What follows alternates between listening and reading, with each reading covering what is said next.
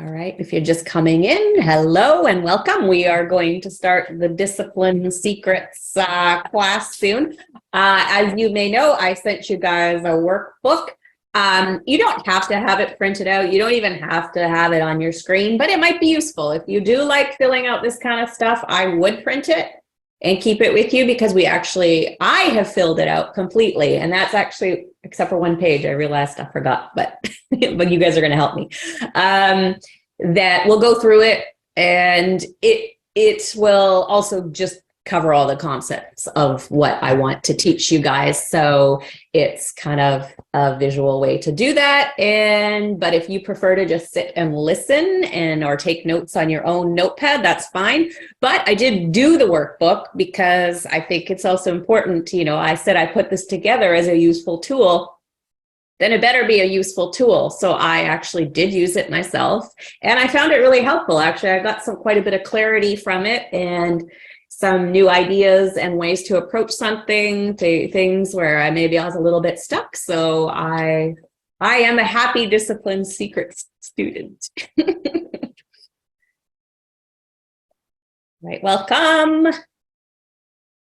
The chat, I'll just repeat that, and we'll start in about 3 minutes. The chat is open for you guys to use. But this time, if you want to turn your camera on and audio, you are most welcome. Then we'll turn it off for most of the time, unless you guys are actively speaking, because I don't know how many people we should have here, given how many people have signed up for the actual live class and don't have recordings. I think there will be a lot more strolling in the next few minutes. So hello, Kenneth, but feel free to say hi in the chat. Feel free to just sit back and listen, because I know I purposely told shy people that they don't have to. Alice, will we fill this out during the class, during the lecture, or? I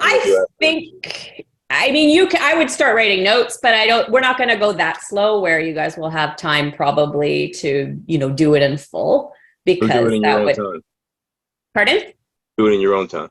Yeah, but I think you writing down notes and things and ideas and then probably going back and filling it out in more detail later would probably be really useful. There's a question about the graphic. Yeah, we did try to make it not too graphic heavy. There's no background.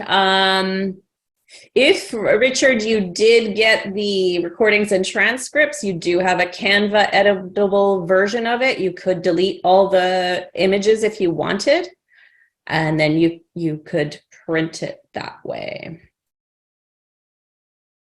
All right. Oh, Ron is traveling. Assistant Ron is here.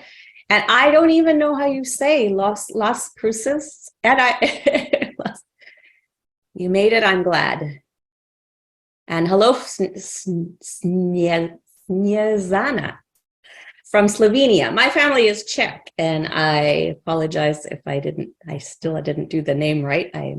It's a lovely name that's new to me, and I'm glad you're here.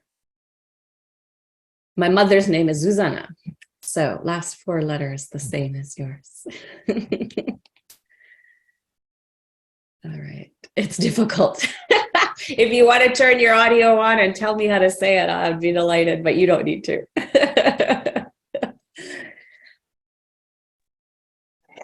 Hi, my camera is not working, and I'm Snezana. Snezana. Yeah, yes, thank you. Okay. Thank you. And hello, everyone. Awesome. Bye. All right, we are at the top. I'm glad you're here. We're at the top of the hour, so I think we're gonna get started. I think it's okay to leave the camera on, but if you are not talking, please do mute yourself. And then maybe Ron, I believe you probably have some controls too. If people are not muted, you can probably just mute them. Camera's totally cool. But may I ask, with everybody on the screen, are you seeing, I want you guys to look at me, but am I in the main part of the screen, when other people aren't talking? Yeah, okay. Thank you. Just so we don't get confused about what's going on. Awesome, thank you. All right. And part of the time and most of the time I'm going to be sharing the screen, but I think I'll be hiding in the corner at the same time. Thank you, Anne. All right. So welcome. And I would like to make the official welcome by sharing that screen. Okay. Oh. What the heck? I know what I did. I went and shut down all the programs on my computer because I didn't want too many things open. And of course, I shut down PowerPoint. All right. So thank you so much, everybody, for coming. I'm going to just take one second to close the door, but the dog might come in a bit. So if there's crying, I might have to go back. But we are here I hope you're here for the Discipline Secrets, Get Out of Your Own Way to Get Things Done and Build Your Business Beyond Your Wildest Dreams session. And I'm really glad that you joined. I'm just going to do a little bit of quick housekeeping and then we'll get into the topic, sharing stories and all the good stuff. So what to expect during this session is we're going to start by talking about why I believe that, most entrepreneurs who are wanting to get started or to move to the next level don't so much need information. They often need discipline, because the more you do, the more you learn and the more you accomplish. And then this course is actually going to be based on the workbook that I just mentioned a moment ago, but we are officially starting, so I'll go through this again. If you haven't printed it, it's okay, because it's all going to be on the screen. You'll see it. You can do it later. You can take notes on your on your own paper. I think the workbook's really good. I completed it last night, as I mentioned, because I wanted to see, is this a useful tool? And for me, I found it was. I found a lot of clarity in something and some things that I need to work on and be more disciplined about. So I can't help. No, leave it. All right. It wasn't the dog. So it was really helpful. So if you do have it printed out, you can start. We won't be going so slow that you'll be able to fill the entire thing out, but you'll be able to write notes and ideas and then go back and fill it out as we go. And I did also fill it out because I wanted to share examples with you, because it helps, right? If you see a blank page in front of you, you're like, well, what do I put there? Or what does she mean by this? So I'm hoping that we'll really understand that as we go through. I also do want to share with you, because I am doing these classes and I'll explain kind of why I'm doing them a little later too. And I do have a big library of them. And if you're interested in an all access pass to them, and also which includes all my future classes, I'll tell you about that later. I don't know why my mouse does that. And then we'll be able to talk during the session, but also we'll do a final Q&A and brainstorming at the end. And I'm happy to stay with you guys if you want to work on the sheets in more detail or anything that you need. And I also want to stress that this is an interactive session. You can use your mic and or camera at any time, but do note we're being recorded, right? So this is being recorded. It'll be shared with other people. So if you are using your full name or something and you don't want it there, make sure you use a name as your screen. You can change your screen name if you need to, a name that you're okay with me calling you by, and that it's okay to be in the recording, and also if you're okay with your face and all that stuff being in the recording. But please do keep the mics muted unless you're actively speaking. I said turn off camera, but I don't think we even need to do that. It's nice to see your faces and see who I'm talking about. I'm enjoying that. But again, like when you turn your mic off, make sure you turn it off when you're done speaking or our interaction's completed. And you can post questions in the chat at any time, but be patient, because those I might not see right away. I'm okay with you, like you've got a question and use it wisely. Maybe like if you're confused about a concept, maybe it's good to wait a little bit more, but if you think it's very important to talk about, then do so. And I will also ask you guys for feedback or ideas and your own experience as we go. So you might have, if you put it in the chat, we might have to just repeat it again later because I might miss it if the chat gets a little bit active. And if you are shy, as I said before we got started, you don't need to be, but you are welcome to just sit, listen in, and take notes to yourself. Oh, that is not what we need. Now we're going to leave this one and look at me going from screen to screen. I hope that you can see, can you see the workbook on my screen? Awesome, thank you. Oh, that's very helpful, actually, seeing you guys nod. It's much easier than waiting for the chat. Nice. So I called it the Planting Seeds for Consistent Business Growth Workbook. The idea is that, you know, we dig into some things that maybe keep us from doing consistent work for our business, doing the right things for our business, and balancing it with our life and our other priorities. So I want to work through that with you guys. The workbook, this is a scan of a workbook that I actually completed. So that's why it looks a little different and like a photocopy, because I did go through it as I thought it would be really helpful to you guys to see an example. And you know, that which will help you also come up with ideas and understand what I'm kind of getting at. I think that, like I mentioned, I think before we started or when we started now, that most entrepreneurs really do have more than enough information to grow their business or to take it to the next level, whatever it is. But it's the execution. It's the execution where we get struggle. But the wonderful thing, I think, is when you're more disciplined, which is the goal here, the execution is much easier and, you know, you can get better faster. And the true secret is when you're disciplined, you can actually learn when you go. You really only need to know your next step.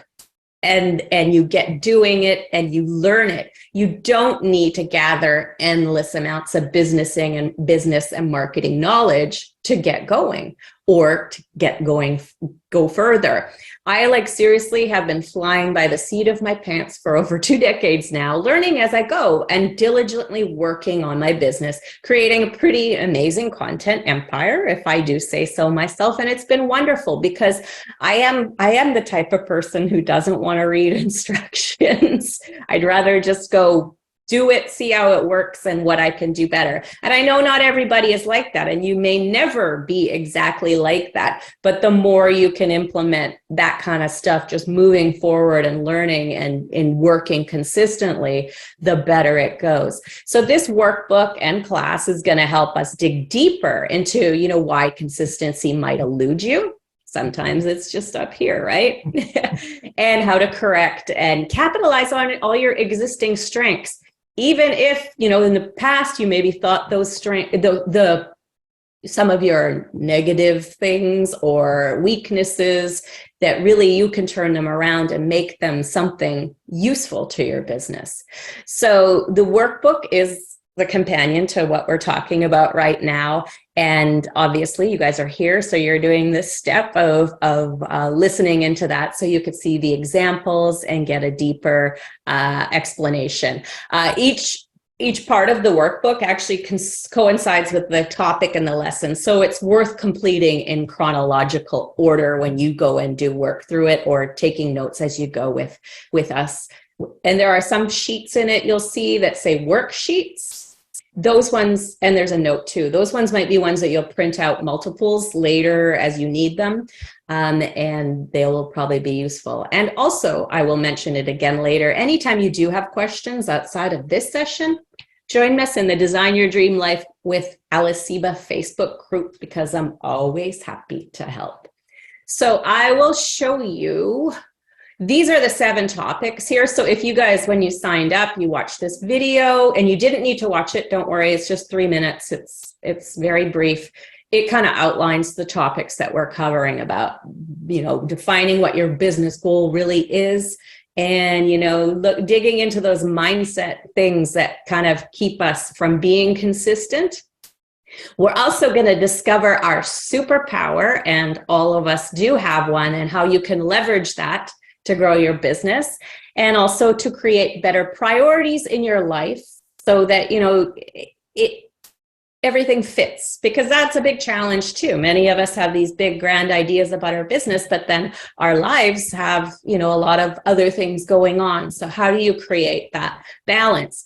Also, we're going to talk about accountability, which is huge for discipline, and how to create that so it's built into what you do, that it's, second nature for you to feel accountable and keep going. Also talking about how to deal with mistakes, with self-compassion.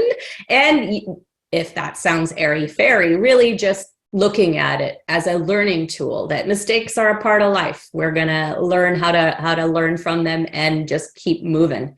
Also, how to be patient with yourself, let go of perfection, and understand that this is all a process. And then there's actually going to be a framework at the end that kind of to choose daily activities to focus on in your business, and so that you can continue to grow. So we're going to do a lot of mindset stuff, but we are still going to do practical business building type of stuff as well. I'm going to take a quick, could I make it larger? Okay. Yes, I will do that when we get started. Thank you. All right. The class, I am thinking will be here for 2 hours. I am not 100% sure, because it really depends, since it's interactive, and I'm welcoming you guys to talk. Recordings are available if you did make that purchase. If you just signed up for the live class only, then you should log into your account and upgrade to the recordings, and then you will have a recording and a transcript. Also, if you love to read or have a nice reference to go back to, we do transcribe everything.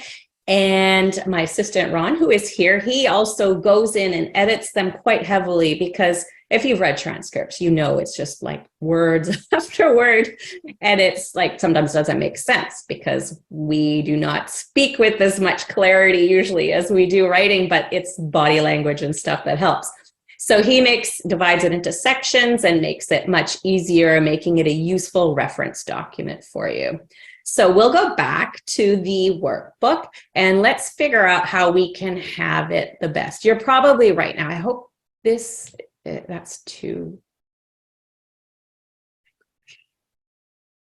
probably too big. How is that? I've never done, and maybe I can also remove some of the side stuff, perhaps. Thank you. I've never tried to do.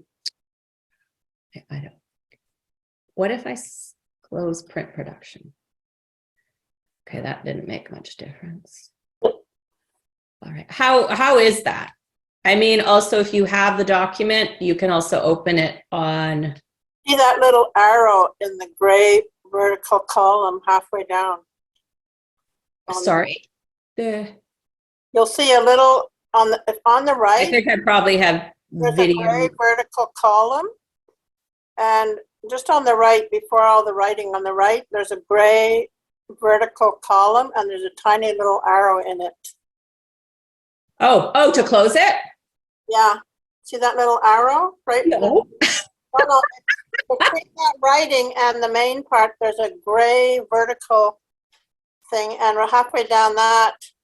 Keep going. Yeah, right there, there's a gray. Go down that column, and you'll see it. Oh, tech support. Thank you. Awesome. I appreciate that. Okay, so now there. So is that like legible? And so I'll just we'll go to the next page. I just have to scroll. It takes longer to scroll now, but I will be okay. And actually, I think maybe I'll use my print copy here because it's going to be easier for me to refer to, because I want to still see you guys there. Or maybe I can close. Actually, that's probably better. There, I can close that. Awesome. So let's just do that. So what we start with is the business goals. And I think that often I mentioned, like, we set these business goals that we think we should have, but they're not always realistic. They don't reflect the priorities in our life or our true values. And, I think the more in tune you are with what you need, the easier it is to set more meaningful business goals. And this page, I think the first one, I don't think you'll be able to fill it in now. And you might even want to go back. It does cut off the side. So what if, I don't want to make it too small. But I don't think it's there, that's probably better. That you'll probably go and even if you start it now, you'll probably go back and fill it out after you've done the rest of it. So this page has a 1-year goal, 2-year goal, and my mouse. I don't know how to use my mouse. When it was the one page, the whole thing, it was easier to go through. Maybe if I use the cursor, that's probably better. All right. So everybody says, like, I actually have been somebody who hasn't always, set those long-term goals. And that's kind of something I discovered here doing this, that this is helpful. So here you would just, come up with what do you want to do? And it doesn't have to be the whole business thing. It could be a certain part of the business. Like for me, I decided that we are actually looking to build our YouTube channel, and we want to become a partner with YouTube so we can get some of that ad revenue for the ads they're already showing on our videos, and also leverage that platform to bring, those people back to our customer list. It has the action steps here. I think to make, a real meaningful goal, it should be measurable, right? That could be based on revenue and audience, number of paying customers, whatever you want it to be. And I think like sometimes it'd be like, well, I don't know how much I could make by putting a number. It doesn't have to be in stone. By putting a number, you can go back and you can make adjustments as you need. But the more it is measurable, right, the more you can see if you're on task. So we're going to be, by the end of the year, we're going to be YouTube partner, and we're going to have 10,000 subscribers. We are at 1,000 right now, so we have a ways to go. The next year, we're looking at 50,000 subscribers, and I would like that part of the business to increase our business revenue by 200,000. So that means we're going to have to hire a team. We're going to be doing some advertising. We might implement a podcast because I do not want to be making videos all day. But when we get to that level, we're going to have a bigger team. And then when it comes to 5 years, that's a long time from now. So the action steps might not be clear. I think set a rough one and then evaluate as you go. But we're not going to worry too much about it how does it go to the next one? I'm really having troubles with my mouse. Why? Okay. And then the next step page is a deeper goal analysis, which I think is important. This is where we're talking about, Anne-Marie, I think the sound is okay for everyone. I don't know how to, what's happening on your end there.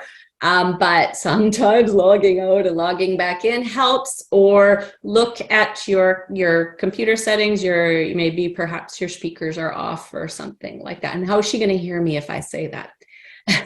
Silly me. Maybe Ron can, if you have a second, you're around, maybe you can answer her. All right. So, think about how does this business goal fit into your life? What potential conflicts do you need to overcome? Does anybody have some, kind of business goal they'd want to share? You are welcome to just speak or put it in the chat. And let's, instead of just talking about my things the whole time, and you're welcome to read them and I will share them out loud sometimes, it would be nice also to talk about yours. But I will start, and please do interrupt me anytime if you would like to, take the mic. Oh, perfect. Faye's been wanting to start my yoga. Oh, yes, Faye, I know you've been wanting to start that yoga and meditation membership for like 2 years now, right? So I think that as far as it fitting into your life, it probably does fit into your life. You're probably dealing with some of the stuff in part 2 that are creating kind of a block in your mind. But if you think there is something in your life that's keeping you from doing it and you want to share that right now, let's definitely talk about that. For me, like when, doing this YouTube goal is video, for me is video is way more consuming than I'm used to. But I have found the more I do it, the easier it is. Like I can edit. I actually edit videos now. I never used to edit them, but just a little bit, and it's much faster. And it really is just about practice. I have an office here to use, but it needs to, there's needs some more work to be doing more voluminous video work. With conflict in my life is telling the kids to be quiet. So maybe we need to soundproof around here. And I want to add more. This is crazy. Thank you for being patient, you guys. Oh, okay. I tried to just use the cursor, but then it stops working. So if tech support knows why. I also want to make it more fun and sort of make it not to take over life, but, incorporate travel and stuff like that. I am not the lifestyle blogger type of thing. I like to keep a lot of that separate, even though I do share a lot. So what resources do we need? We need a studio, but that's going to be my partner Yusuf's job. When, building a team, we'll have a team, we have found some great resources on Fiverr for creating videos. We also have an existing team, and I'm also going to pass that over to Yusuf. So I'm delegating that. All right. Mike says, telling the kids to be quiet. Our two kids, puppy and 4-year-old, can be challenging. Yes. And this home actually, because there's no carpet, there are some rugs, but there's no carpet, which I love because it's cleaner. But the acoustics are you can hear everything everywhere. And sometimes you can't even tell where the sound's coming from because it kind of just takes over the whole house. And what will I need to learn and how will I learn it is how to be more comfortable speaking on the fly, honing my editing skills, but not too much because that's not something I want to do. It's not the best use of my time. We can hire people to do that. There we go. And again, see, I'm passing the buck to Yusuf again there by the tech work. The team will do it or Yusuf will do it. Right. So, and how will I keep track of progress and keep myself accountable? We are going to talk about accountability in a bit. But, break down those subscriber goals. So I said 10K by the end of the year. We can say different months we'll do a certain amount and then do the work to do it because we already have some resources, right? Like we have a mailing list. A lot of you guys are probably on that YouTube channel because we promote it all the time to our customers. We share it on the download pages of all our products. So we are constantly, adding, different ways for us to communicate with our audience. And we can do that extra work when we see we're not making it to our goal. And I think that's important, is always looking and keeping track of what it is. Also, I think to keep track of the progress, I had an income goal. So I need to set up tracking links. A lot of us will set up videos or social media stuff and we promote our products, but we don't keep track to see where the sales are actually coming from. So to do such a big goal, we would have to have, funnels set up that would help bring those people in. All right. Okay. Thank you, Ron, for helping Anne. I'm not sure if she sees your message, but because she's still asking. Come on, let's get to the next page. This is just okay. So does anybody want to say anything further or share their goal or anything or work through that process of thinking themselves or anything else? We will keep going. We can always go back as well. And if you want to do it at the end, we can always go back to different things, write down all your notes, work through everything and see where we can help. So I think that often a lot of these things was we do need to shift the things in our mind. And I think this is where the magic starts, as you can see on the screen.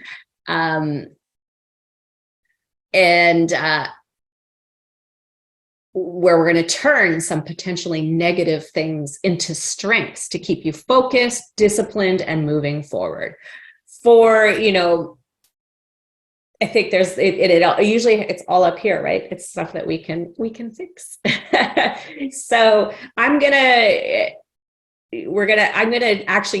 mentioned on this page, I have a few of the pitfalls that you might identify with, but there are so many other, and I would really love to challenge you guys to think about what it is for you, because you might relate to some of these. And if you do, check them off.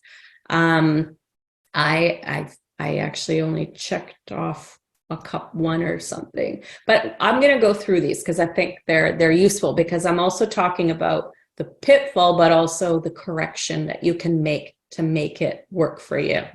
So, a lot of people wait for, to feel motivated to get started, right? That you're waiting for that feeling that I want to do this. And sometimes that's what we need. Like on a day-to-day basis, maybe you're not ready to get going in the morning. And if you have an open schedule, that's okay. But if it's, something that keeps happening to you, consider that, motivation often comes after you take action. So you get started with the work. And then you're like, wow, this is great. I'm doing great stuff. I want to do more, right? You got to just get started sometimes. Motivation is not enough. It's the discipline or diligence, whatever word you want to use, that keeps you going. Like for me, sometimes I don't feel like digging right into work. But one thing and you could find something like this too. I warm myself up by going to my Facebook groups, posting stuff, whatever comes into my head, maybe interacting with some online business owners in different ways on usually Facebook, because I love Facebook. And then it's just the act of doing that that's sort of warming me up. It's sort of wasting time. It's sort of my business stuff, but it gets me going, and then I'm ready to actually start doing the other stuff. Or sometimes it's that boring, different, more like the simpler stuff, get that out of the way, and then you'll warm up to that. Or maybe you're the type of person who needs to do the hard thing first, and then you'll get to go. Thank you, Brenda. So Brenda says these pitfalls really speak to me and help me readjust my thinking. Awesome. Also, your inner critic allowing it to lie about you and keep you from taking action. And I think I actually was in a parenting class this week, and it was last week, they were talking about this inner critic. And I was surprised that how they showed a video of people who talked about what their inner critic says to them and how people talk to themselves. And I was actually pretty shocked. And then it keeps them, and how much it keeps them from doing things. So I don't think I have that voice, but I definitely, I second guess myself. I think about it, but I know that voice is kind of a liar. And I think I just observe it and recognize what it for what it is, and then let those feelings go away. You just it's going to happen, right? You're going to doubt yourself. So be like, fine, I hear what I'm saying to myself right now, and let it go. And even last year, I was in a little bit of a funk last year. And the one thing that fixed it was one day I just said, I don't want to be in this funk anymore. When I feel that way, I'm going to remind myself, these are just feelings. This is not truth. It's just stuff that's coming through. Look, it's fine that those feelings are there, but I need to, when you accept them, they go away. All right. I'm going to look at, actually, is that Anne? Anne, I'm going to come back to yours after we go through this. I see your question or comment. Allowing imposter syndrome to question the action you're taking. Okay, everybody has this, right? But really look at it instead as a force to keep you on track. I actually heard this random clip. Yusuf was listening to Reels. He loves watching Reels, and he just scrolls through, and sometimes they're interesting, and sometimes I'm like, what are you watching? But there was one that talked about successful people. And it's said that the most successful people understand that they are special and they have something, special about themselves that they can bring to the world. But they also have this terrible imposter syndrome that also cripples them not cripples them, doesn't cripple them because they keep going. It cripples some people. But it's kind of like, they use it as a force to keep them on track to make sure they're doing the best work possible. Because sometimes maybe we do take shortcuts. Maybe we are doing things that might be for likes or might be just for sales, but are we doing something really valuable? So it keeps you in check. Just consider it that way. But if you have people telling you what you are doing is useful and even if it's just a couple people to start, then you are going in the right direction. Bren asks, is the inner critic the same as the inner child? I have no idea, actually. And I use some of these phrases. I'm not a psychologist, and I don't study a lot of it, so I don't know the terminology for a lot of things. And it's just stuff that I've learned kind of, observing people. And so I don't know what that entails exactly. Then there's other people who feel a need to be busy. So, you take on too much and that's not realistic. The correction here could be, create more realistic schedules and practice more in the moment strategies so you can feel calm when life isn't busy.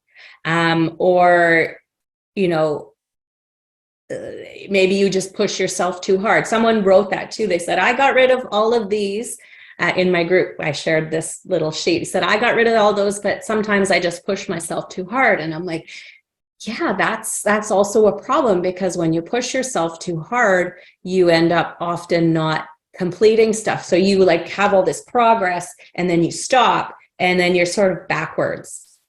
And I know that and I know this person that he has struggled with getting stuff done, even though he pushes himself really hard. All right. I get crippled by fearing other people's questions, Bren said. Oh, what do you mean? Like that, what they ask you, that they're gonna come to you for expertise, or they're gonna question what you're doing or something. So comparing ourselves to others. Yeah, Tansy, good one.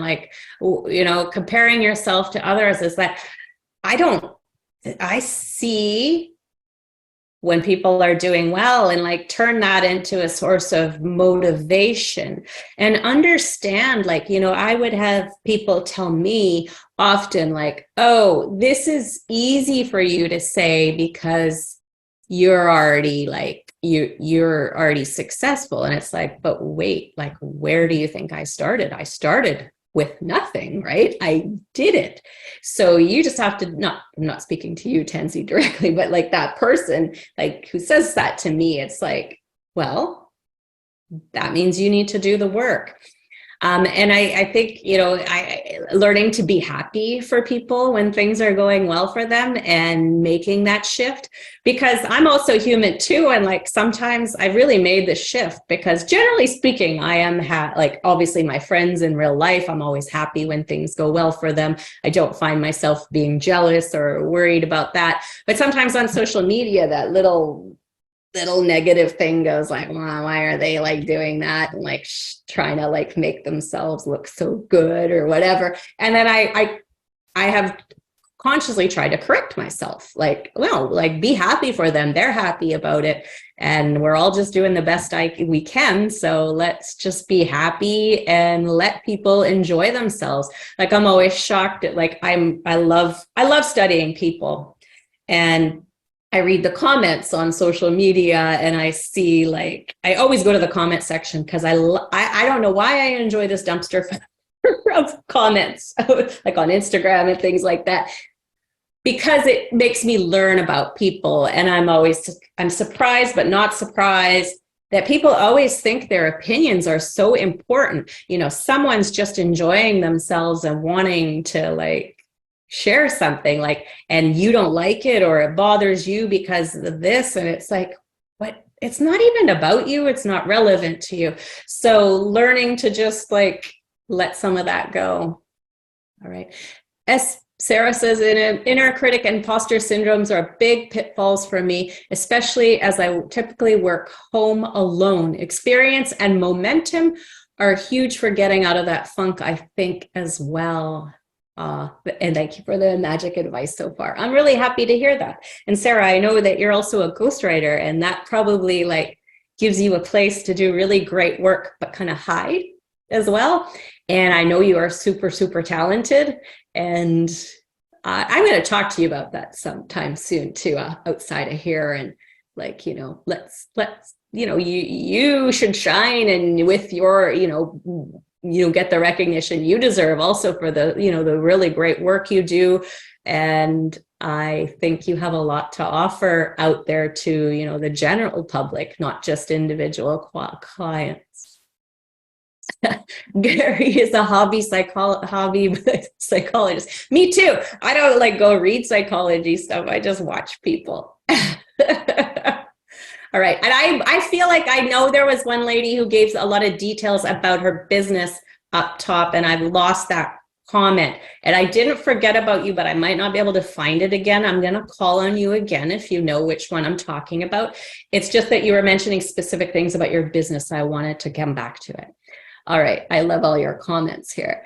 And scapegoating and making excuses, super big one. And it drives me crazy because I've been around people who like scapegoating and make excuses, and they're upstairs right now.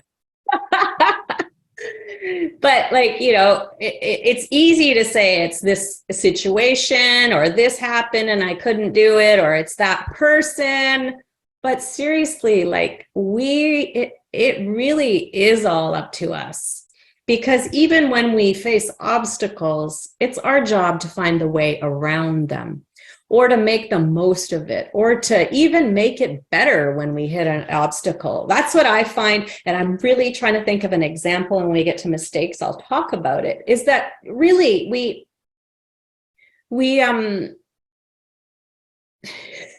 when I see a mistake, I often see it as an opportunity to make things even better. Like to actually go, okay, well, that was a bad idea. This is better. And it ends up being better overall. All right. Anne says, my biggest block is setting up time for scheduled and consistent lives when I have a full-time job. Yeah. And that's what you got to get really real about, right? Because if you do have a full-time job, and if you also have family to attend to or other obligations, then we have to be realistic about it. Right. And here is mine. I hope I can share it with you guys. And taking personal responsibility is challenging at times. Yeah. Yeah. This is mine. Preferring comfort over growth, which might surprise people. But I'm just a consistent person, and I just keep doing the things I need to do. But when it comes to thinking big, which I decided to do in those goals, I do kind of go away from that. So I think that, you know, if you do, it's okay to be like that, because I think that's how I am. And I think I just work on things slowly but consistently, because tiny steps on a regular basis will feel comfortable. Because I mean, I do, obviously I'm not like totally in my comfort zone all the time, or I wouldn't have done what I did, but I don't like to, you know, overwhelm myself with schedules. I don't like to, you know, do things. I don't like to overcommit to things. I'm very protective of my time. So you could still go slow and consistent. All right. Tansy says, our inner child is that part of us, the subconscious brain that has taken on board all the things that we were told, which become self-limiting beliefs and inner critic, because we were unable to process what was happening with our immature brain. Yeah. And I sort of do, like, on the surface, kind of understand that as well. And it does come into play, because a lot of this, I mean, if you're looking at this and relating to any of this, you can probably bring it back to, you know, your childhood. And I think that's also something for me, you know, that I've been thinking about that a lot in the last few years. I grew up with Eastern European parents who immigrated here to Canada from the Czech Republic. And they're very like resilient and sometimes more practical and that's the kind of person I am as well. But and my mom sometimes was maybe a little hard and very strict and stuff like that. But at the same time, my parents let me make decisions and they trusted me to do stuff. I mean, I still had to be home at 9 o'clock when I was in grade 11, but like what I want to do with my life or what those things, they gave me that freedom. So I feel very grateful that they taught me a lot. I think a lot of my discipline comes from them. Another one is, allowing a slip to become permanent, right? That you're like, okay, I screwed up now. And then you just ride that screw up. Like, okay, I'm not going to do anything. Or if it's maybe something in your, taking care of your health, for example, you ate some junk food and now you're just going to eat junk food all week because you screwed up. But always remember, none of us are perfect and we are not our actions because each moment is an opportunity to get back on track. Oh, Tansy is also a psychotherapist and a hypnotherapist. Wonderful. All right. I don't know if you're in our Facebook group, you should join because I'm sure you have a lot of wonderful things to share. Roy says, I suffer from what I call self-destructive perfectionism. Everything has to be perfect before I can move forward. And that means you can't move forward because there is no perfect, right? And we are going to talk about that. That's the last topic that we're going through today is that perfection thing. All right. So if I missed you and also that one person who had specific things about their business, their goals, we can go back to it and then we'll move on. And I think once, a lot of it is just acknowledging this, right? And then shifting it. So the worksheet part asks, what other things? Oh, here, my other self-sabotaging tendency is to feel overwhelmed. So there's too many moving parts. It's just easier to do nothing. That's a common thing for me. And then I'll just run to the next page, if it's even possible. It's a pitfall to positive worksheet. So you can now on this page kind of brainstorm and think about what is that potential pitfall? How does it affect you and how does it make you feel? What methods can you use to correct it, right? And think about that. And how can you turn this negative pitfall trait into an asset? Okay. Yeah.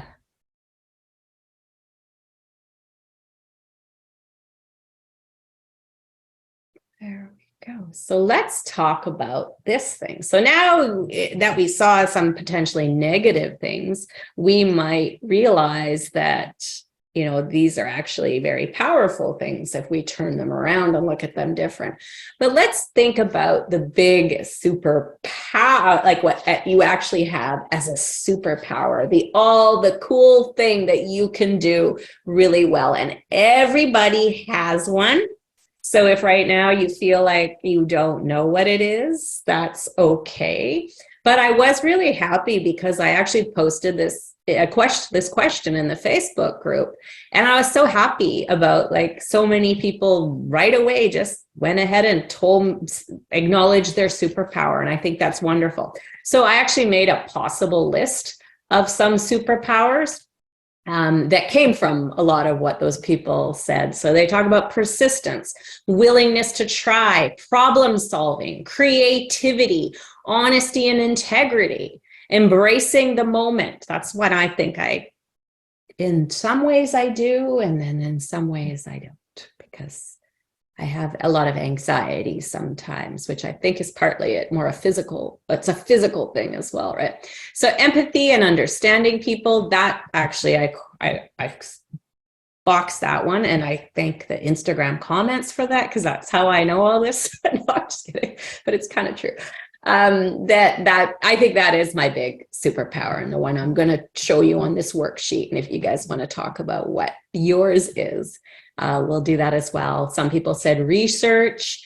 listening and observing, holding space, which is something I'm learning to do, and listening more as well. Like that's definitely one I'm working on.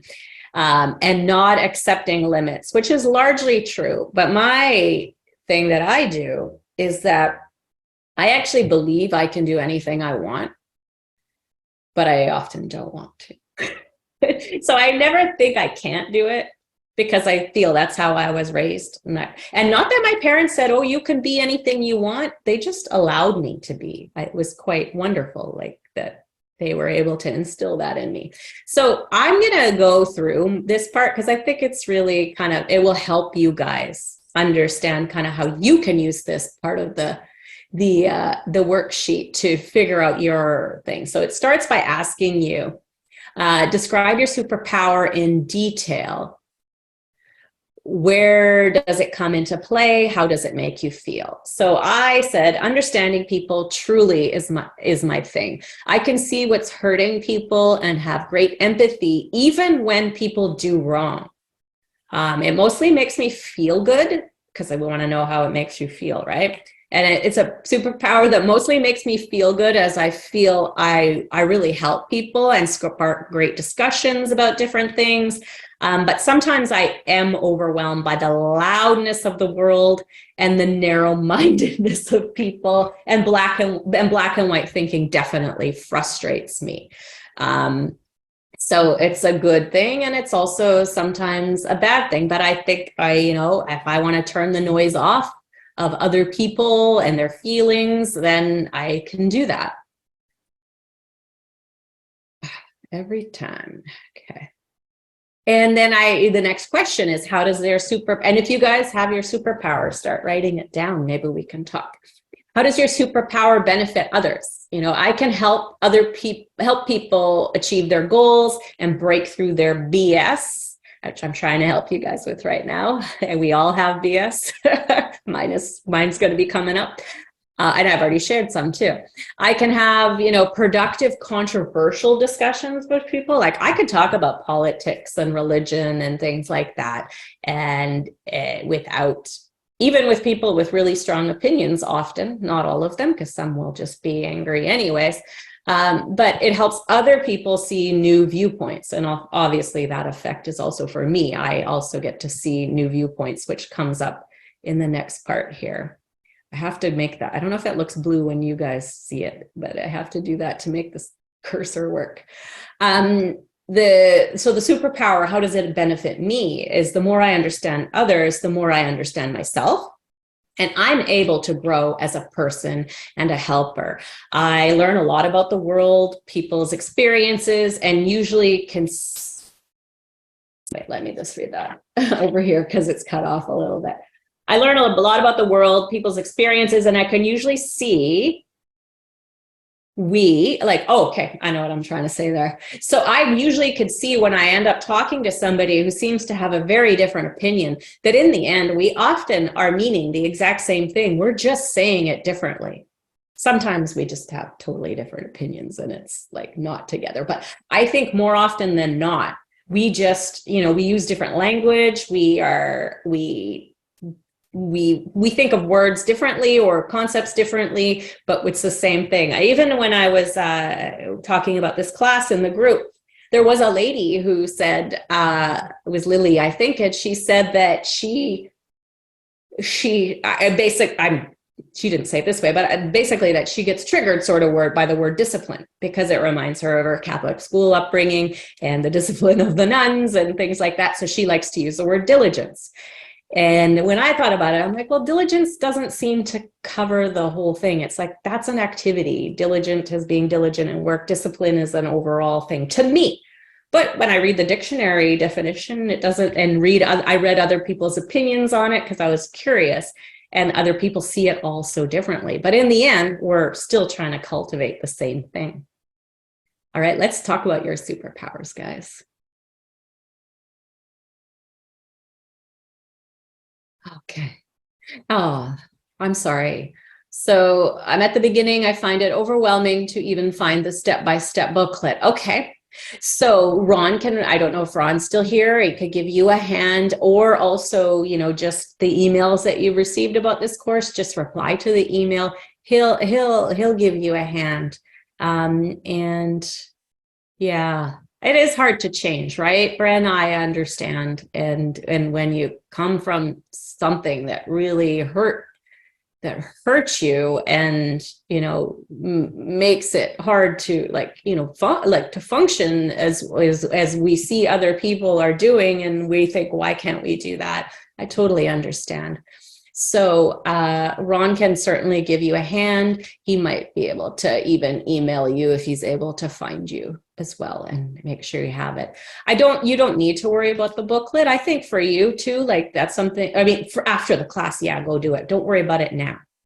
Right now, just listen and just, maybe write some notes and think about how, things that are coming up for you. And then you can do all that later. All right. Lois's superpower, very intuitive and ask questions that give them new insights. Awesome. Cheryl helps people solve their problems. I am also very resilient. Having had a child with special needs, my superpower was instilled by not taking no as an answer and finding other ways to solve problems. Wonderful, Cheryl. And I totally get that too. And it's, being an advocate for another person really, does show you how it's so eye-opening, right? Like first, just being able to navigate resources. And then when you have them, being able to leverage them. And it's, and bless you for all that you do. Roy lacks the ability to feel embarrassed or humiliate myself on screen or in person. Well, aren't you awesome? I don't think I humiliate myself, but I get slightly embarrassed or flustered. It's more flustered, as you guys can tell. I get flustered. And it comes partly for me is the not wanting to waste people's time. So every second that I'm like holding you guys up, I'm like, oh. Tansy says, it's interesting that we all carry limiting beliefs or fears, no matter what we've been through in life. With all the therapy and education we have, being here tonight is a powerful step to move forward for us all. Thank you, Tansy. All right. Mike says, I lived directly in the political world for many years. What I learned was to listen and understand what those on the opposite side of the aisle had to say. My friendship still exists with them. We just agree to disagree. Yeah. And that politics is so interesting in that, there is so much polarization, and we don't think about things the same way necessarily, but we often want the same goal. Like what we want to achieve is the same thing. We just disagree on the way to get there. So I think we can learn so much from each other because we're not always right. All right, Bren is a good listener. Use my experience to introduce understanding. That's awesome. Amanda is, I'm a detailed person and a problem solver. I ask a lot of questions to come up with steps toward a solution. Wonderful. I recommend you guys all go through this. Recommend you do all the worksheets, but this one will be really enlightening to you. And the act of just doing it too is it's really going to put it in your head and realize and give you that, how I said, like successful people know they're special and they know that they have something to offer. That's going to make it more front and center for you. It's going to be in your mind. All right. How are we doing? Okay, Monica's looking for a silver lining in every situation. That's a great thing to have. Like, I think I sometimes drive people nuts too, is that I always see the positive in everything. Like, come on, lady, this is terrible. Why you see positive things? And I try to be very conscious of that too. You don't want to, diminish someone's feelings, but I still think even like something bad happens to me, I can see that it's a useful thing somehow. And it's just a fact of life and I can't change it. So I got to deal with it. Catherine is an intuitive guide and want to use my skills to guide people through stress, but is stuck because I don't have organization to move forward. Right. So yeah, I think, setting the goals will help you breaking down the tasks. So the first 2 pages of the goals that I gave you, that's still pretty light. And actually, you'll probably find the stuff at the end as well, where I kind of give you a framework of work helpful as well. But you need to break it down, daily, weekly, monthly basis, weekly basis, and daily basis. All right. And Sally is always upbeat and positive. I mean, what else are we going to do? It sure feels much better than being something different. And, it is a choice, but it's often not a choice that is easy to get to, right? Sometimes there's a lot of work to be able to be that way. All right. So, let's talk about your priorities. And then we would, once you've done this part, also, you're going to go back to your goals and make sure everything is in line. And it is realistic. Like someone mentioned, they have a full-time job. And we all have things that we have to take care of. I'm going to take a little drink.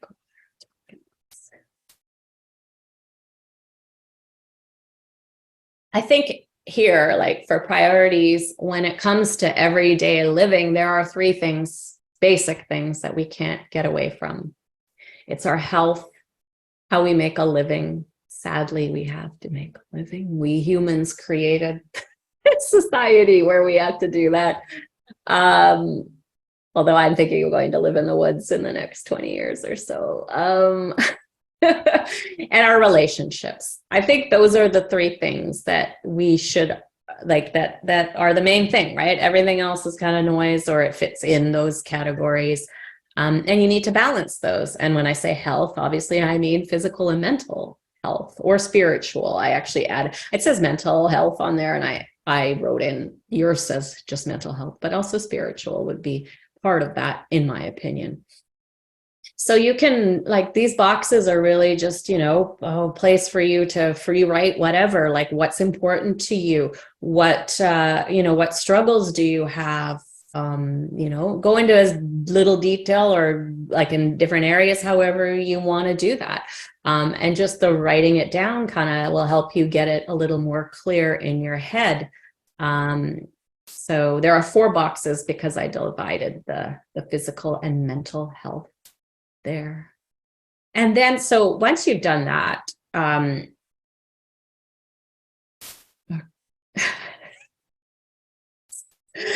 right. Oh my gosh, how did I get back? Oh, here. Okay. So then when you've done that, use that space, and that will take you guys a little while, maybe go back to it later too. And just write down whatever comes to mind and think about, the top 3 priorities in your life, 3 to 5. And I think that it's important to think about, again, we're almost talking about, balancing priorities, and where are those potential conflicts in your priorities. I feel pretty okay with that, but I do have to make sure that I continue to be present and more active guide for my kids, which I can share this part with you guys if it's useful for you to think about how you can talk about it as well. So, I can run my business. That's how I make a living. I take decent care of my health, but I will admit some things in a second. But I think there are areas where maybe it's because I didn't realize what needed to be done, and now I am able to fix it. So also in terms of conflicts between those priorities, think about the synergies, right? Where are they going to work together?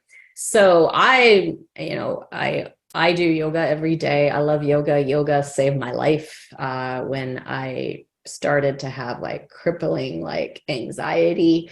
And my youngest is also struggling with some pretty serious mental health issues. And so now, it's something that we're sharing now, and it's been she never wanted to, and she still doesn't really want to, but we're at this point where it's something that we are able to share together. We also, the family likes doing bikes and paddle boarding with everybody.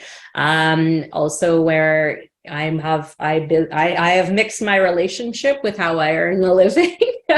I do have a business with my partner Yusuf at eKit Hub, and it's actually really great. Like we are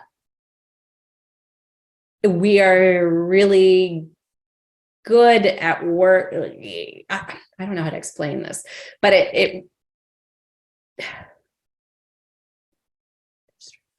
how do I want to explain this?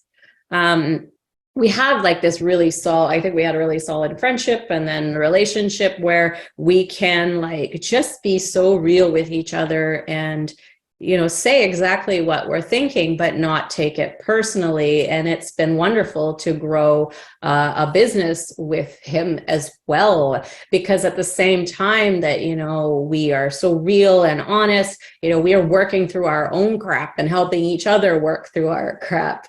And also, you know, another synergy is involving the kids as they wish. The older boys have not been so interested, and that's totally cool with me. I've never tried to pressure them, but I always say, you know, or even you want to start your own thing, I've got a lot of resources to help you.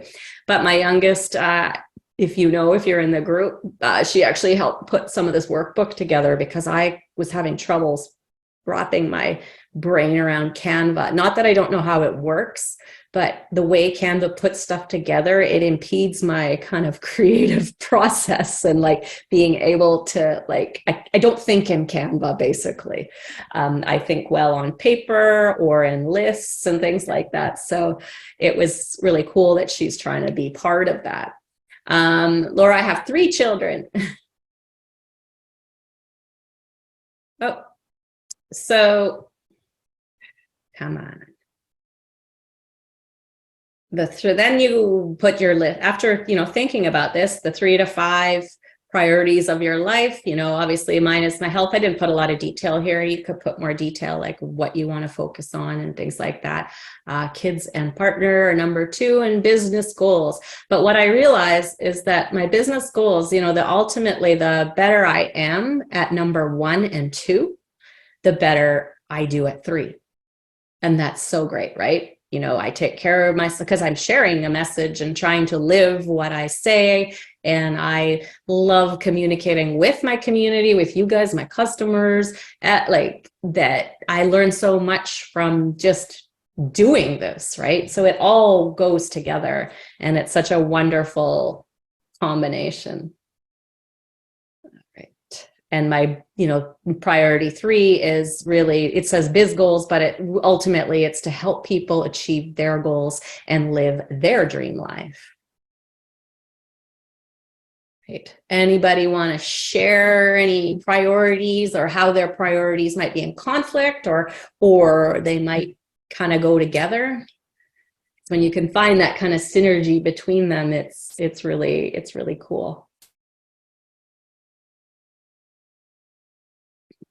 Brent hears me about thought processing in Canva. Yeah.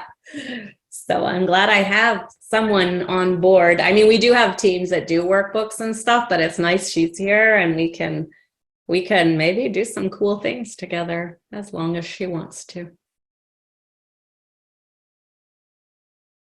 All right, I'm going to keep going, and we're going to talk about building accountability. Oh, Brenda, let's go back. My priorities are my health, family, and friends.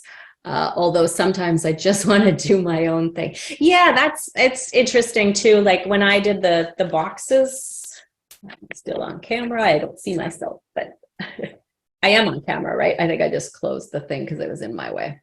When I did this, you know, I wrote under relationships, I wrote kids, partner, friends, parents, and extended family. And, you know, the friends and the parents and extended family are important, but it's probably, I can't totally focus on that as much as I would like to, but I am trying to be maybe more present and reach out a bit more than maybe I used to, because I can get stuck in my own world, right?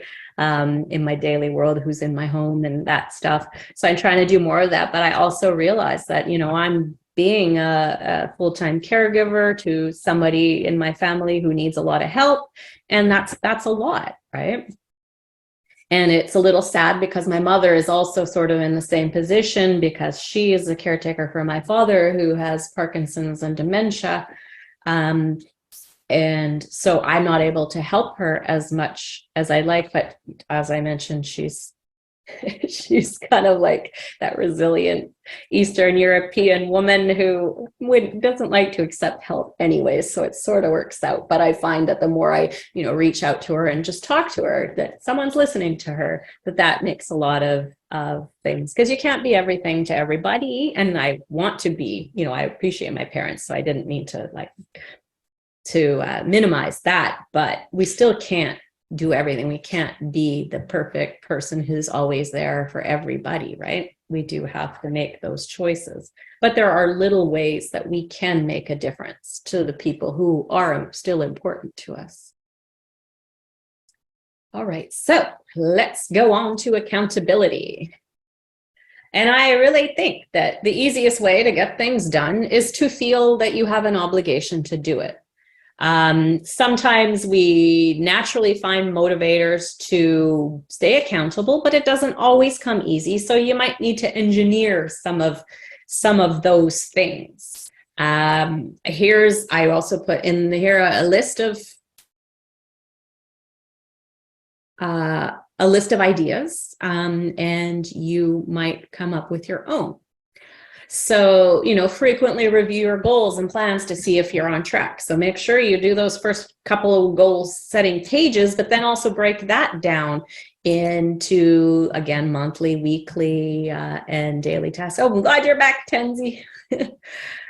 And that is something I personally need to do more, right? I'm great at, the to-do lists and that stuff, but not, necessarily setting those specific measurable goals and making sure I'm meeting them. That is something I got from creating this workbook and wanting to do more of that.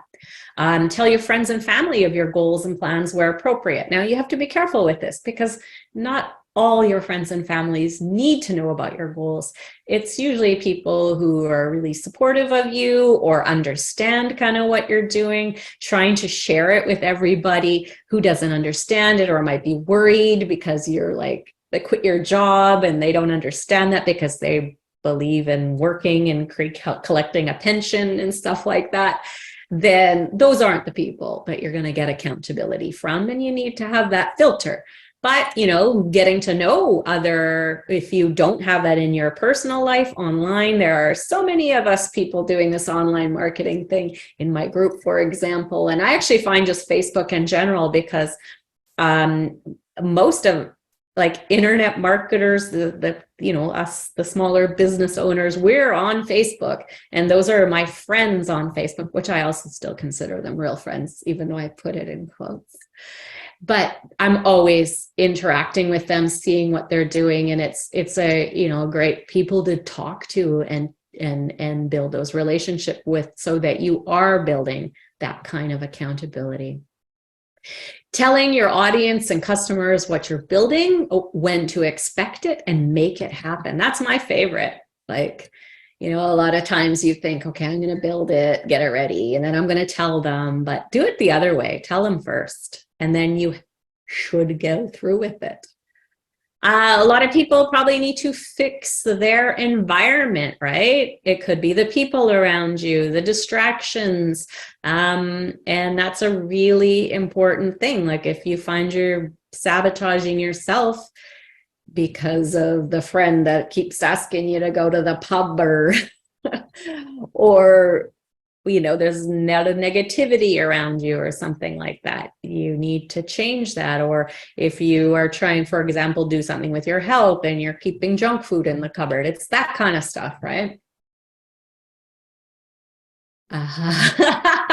Mike says making a to-do list is great, except when it is reviewed and that for many of them, items on the list are not checked off. I have been guilty of that too. You make this list and then you just go about, because I've never used to be a list maker. And then I started making a list, but then I wouldn't go back to it. Now I have a habit of going back and checking it daily and reviewing very frequently, because like, oh my gosh, I totally forgot I was supposed to do that. And I learned that from my mom. Actually, I was like, my mom is 77 this year, I think. And I'm like, how do you have such a good memory? You never forget anything. She's like, I don't remember anything. I write everything down. So she remembers, obviously she remembers birthdays of the family members, but it's like more detail. Like she remembers all different things. Like, or if I tell her I'm going on a trip or something in a day, she knows the day I told her. And I'm like, I almost forgot I'm going. Like, how did you remember? She just writes it down. So it's a good thing to do, and to review the things that you write down. Also, another thing to do is create minimum expectations for yourself, regardless of how you're feeling that day. That's something that I believe is something that's innate in me, is that, there is stuff that I have to do every day. And it doesn't matter how I feel, it's going to get done. It could be delegated maybe if I really don't feel like it. And then because I have that discipline already, occasionally I can just say, forget it, just do it another day, right? Because I know I'm not going to go off the rails if I give myself that little bit of a break. One other thing I think is also really powerful to realize is that when you're trying to make new habits, outcome of what you're doing doesn't really matter. Like, it doesn't matter how good you do it. It's the consistency of your effort that's important, and then learning from that effort that matters, right? So over time you will get better at it because you keep doing it. It doesn't matter if it's crap right now. It's the practice and the consistency that's going to get you where you go. So stop worrying about how it looks or whatever. And, I'm thinking back to this YouTube thing that Yusuf and I are doing too. He always wanted to do it. He's a great video editor too, but he likes to spend a lot of time editing. And I'm like, but you know what? We don't have a big audience yet. He's like, no, the top channels have this great content. It's polished, it's edited. And he's right. But I'm like, but we're just practicing, and we're just trying to build an audience that people are going to connect with us first, and then we're going to go from there, and we're going to polish it up. Because that's what I have found too. Like, when it comes to editing video, I cannot make awesome edited videos how he can, but I can put something together that is a little more polished than it used to be. And I can do it fairly quickly now. But at first I would be so frustrated with the editing process that I just let myself learn it slowly. And as I did it, but I put stuff out without editing it. And I still put a lot of stuff out without editing it. But it's like, it doesn't matter how it is, just get it out there, practice, and it becomes a habit, and you get better at the skill you're trying to learn. All right. And then here, just, remind yourself every day, whatever it is, I am, like when we talked about finding your superpower and really defining it, because it puts it in your mind, right? So remind yourself, I am this thing. Don't tell yourself I'm not good at this. I'm not, as best you can. We all will still do it, whether we want to or not. But the more you say it to yourself, the more it feels that way. So do you guys see some ways for to build a little more accountability in your life? Like, what could you see yourself doing that maybe you're not doing now? For me, what ways do I build accountability for myself? I love doing it with my community, as I've mentioned too, and my audience, subscribers, customers, everybody, and being an example for them, right? Because I'm always talking about what I'm doing and what I'm working through. And I always approach this kind of social media thing as a growth opportunity for myself. And that was really, it's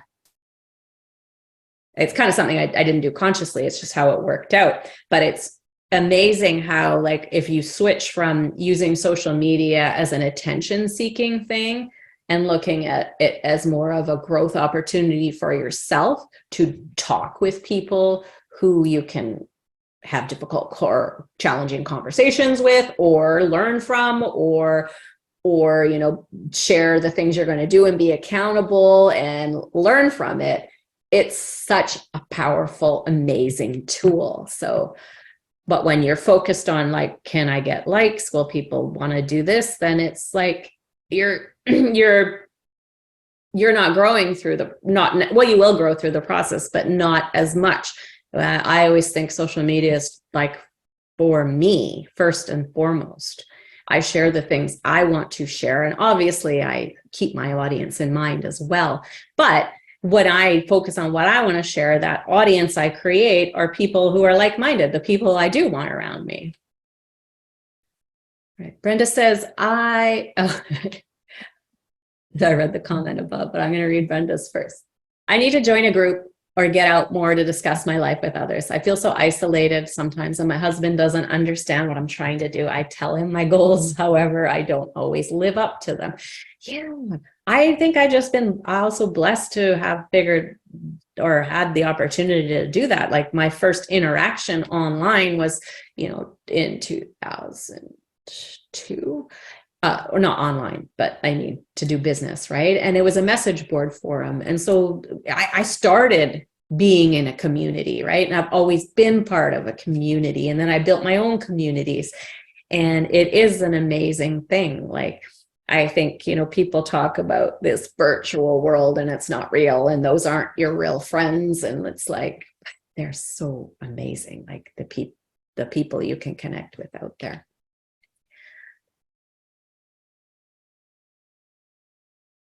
Tenzi says, how about creating a to-don't list or even a ta-da list when you have achieved something? I get the ta-da.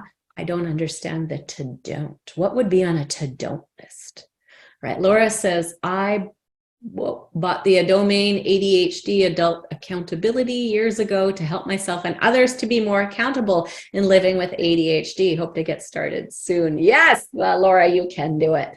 Right. And don't make it something bigger than it needs to be. Maybe put an opt-in offer, a free gift of some sort they get on your mailing list, and you start mailing these people. Don't worry about filling the website up. Just, you do need to get traffic to that offer, but, you know, keep it simple. Don't overcomplicate the process.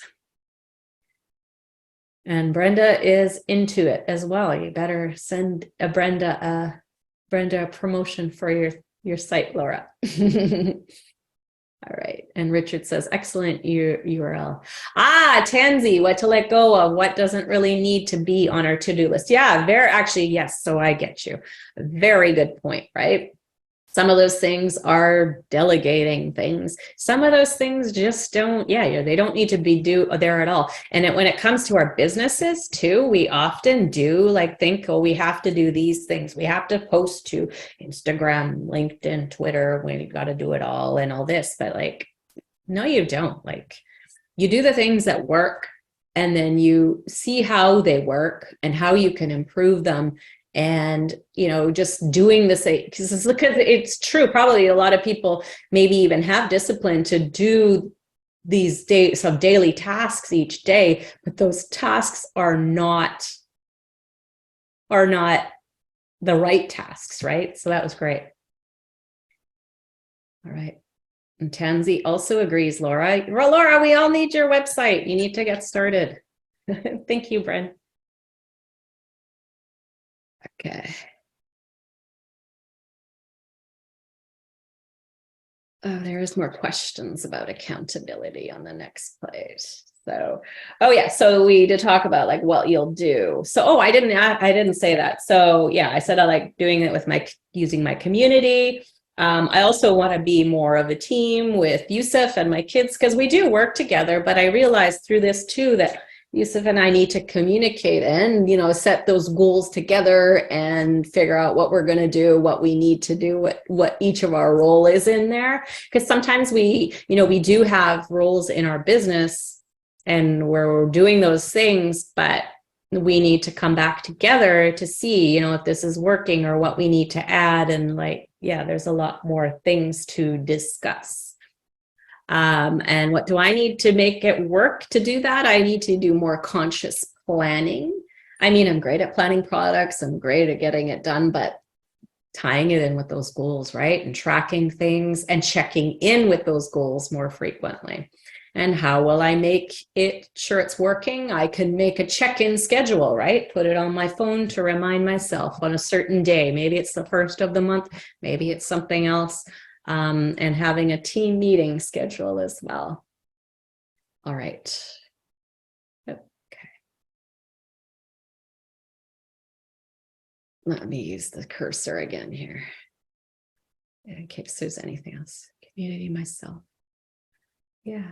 And ultimately, I think the more you build in this stuff, that you also do start to feel just accountability to yourself. That is something that I think I have. Like if I say I'm going to do it, and even if I say it to myself, I usually will. Obviously not every time, no, unless, and often if I forget. That's when I go back to the to-do list and I go, oh my goodness, I forgot that was there. And my allies these are your allies in accountability. So you guys, community, myself, Yusuf, and my kids. I don't know what that when they do good means now. I'm not sure what I meant by that. I don't. Oh, I think I know. So do I know? I do know, but I don't think I know how to articulate it. Just that I think that, and it's one of the things, and it's the mistake that comes up next, is that as you heard, like my parents were great. I think they were really good role models for me. And I sort of learned by then they weren't always telling me how to live my life, or they never were. But they were just good role models, and I learned from what they did. And I thought that I could do the same with my kids, but it's not working out that way, because I think I am a good role model, and they're wonderful kids, and they're great people. But when it comes to, establishing careers or, kind of going in that direction, maybe that's been a little bit slower. They didn't they didn't pick up a lot of the discipline that I have. And like, here I am, like I have these kids that maybe aren't that disciplined because I thought the role model thing was good enough. So by being more conscious with them and kind of maybe being a guide and being beyond the role model, then I'm also giving myself accountability by being like making sure that they are moving forward and doing the things that they want to do, not the things that I think they need to do, but working together. I also think, like, if you guys have kids, that I think it's sort of a generational thing too, that there are so many distractions now that I think it is harder for parents to just be the role models and think that the kids are going to follow that, because there's so much that they can just escape to, and online and doing different things. And there's a lot of things built into society now too, where we don't expect as much from kids, like when school and stuff like that. Like my kids were not the best students, which confused me also, because I was always a really good student. And they're smart, like they could be good students. But the school doesn't really expect them to. They were able to be like failing a class and go the last day and do some work and pass. So I'm like, what? Right? So we have to be more diligent. Yeah. Yeah. Meredith says, I also think there are more expectations on parents than there used to be. I used to roam free. My 19-year-old calls me and asks me really basic questions all the time. Yeah. I know. Like, I think, yeah, we used to be so independent, and now they've become dependent. And it was partly because it was an idea of keeping kids safe. But I think, when you really look at it, or the people think that the world is more dangerous now and that you have to protect children way more. Like I remember my kids walked to the corner store, which is probably a few blocks from me. The boys were probably 10 and 8. And some man said, "What are you guys doing out here by yourselves?" And I'm like, "What the heck are you doing talking to children for? Like, really, like, you're the adult here. Leave those children alone. That's none of your business, you creep." But like, it was like I was made to feel bad because I was trying to let my kids be independent. Yeah. And Tansy says, yeah, more kids than ever being diagnosed with ADHD. Yeah. Again, even I think we as adults, even if we've never had problems with that, we are, there's just so much noise in the world, right? Everything's so distracting. The clerk, when my daughter was 12, the clerk at the store wanted to know where I was. Was she buying cigarettes? Or because remember, my parents never sent me to the store for cigarettes, but I do remember some of my friends being sent for cigarettes, candy. Yeah, exactly. Like, what the heck? Yeah. And it's funny, each generation is different. I remember my former mother-in-law, she talked about going on the bus to see her grandma when she was 6, and she would frequently fall asleep on the bus and end up at the end of the route, and the bus driver would like need to kick her off and like, what? I don't know.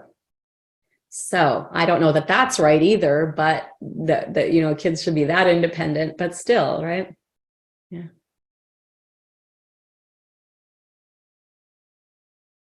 All right, so let's move on to mistakes as opportunities.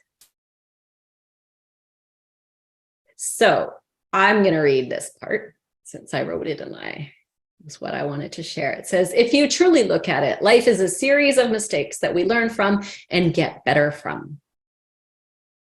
And sometimes it takes us a while to learn from a mistake, right? I remember I had a boss when I was like 19, and he told me, he's like, it's okay to make mistakes, but you can only make a mistake once. He was a jerk. I mean, generally speaking, yeah, you don't want to screw up and do the same thing again, but that's a stupid way to look at life, because we will make the same mistake more than once. And there's nothing wrong with that, right? As long as you're finding solutions and improvements, you know, you're going to get better that way. Sometimes it takes us a while. I think that's the important thing, is being able to look at the mistake and see the solution, how you can fix it. And sometimes you can make it better, right? And sometimes mistakes are just mistakes, and there is no need to spend any time on them at all. Just keep moving, because you are doing just fine. So this page that I made is going to help you see your current approach to mistakes, if you are a person who does get hard on yourself about mistakes, and how you might make that work better for yourself. And then there's a worksheet after that says turning mistakes into opportunities, so that if you have a mistake and you need to think it through, it'll help you. And so who here is like, I find I don't worry about mistakes. It's like, mistake, okay, we'll figure out what are we going to do now when we keep going.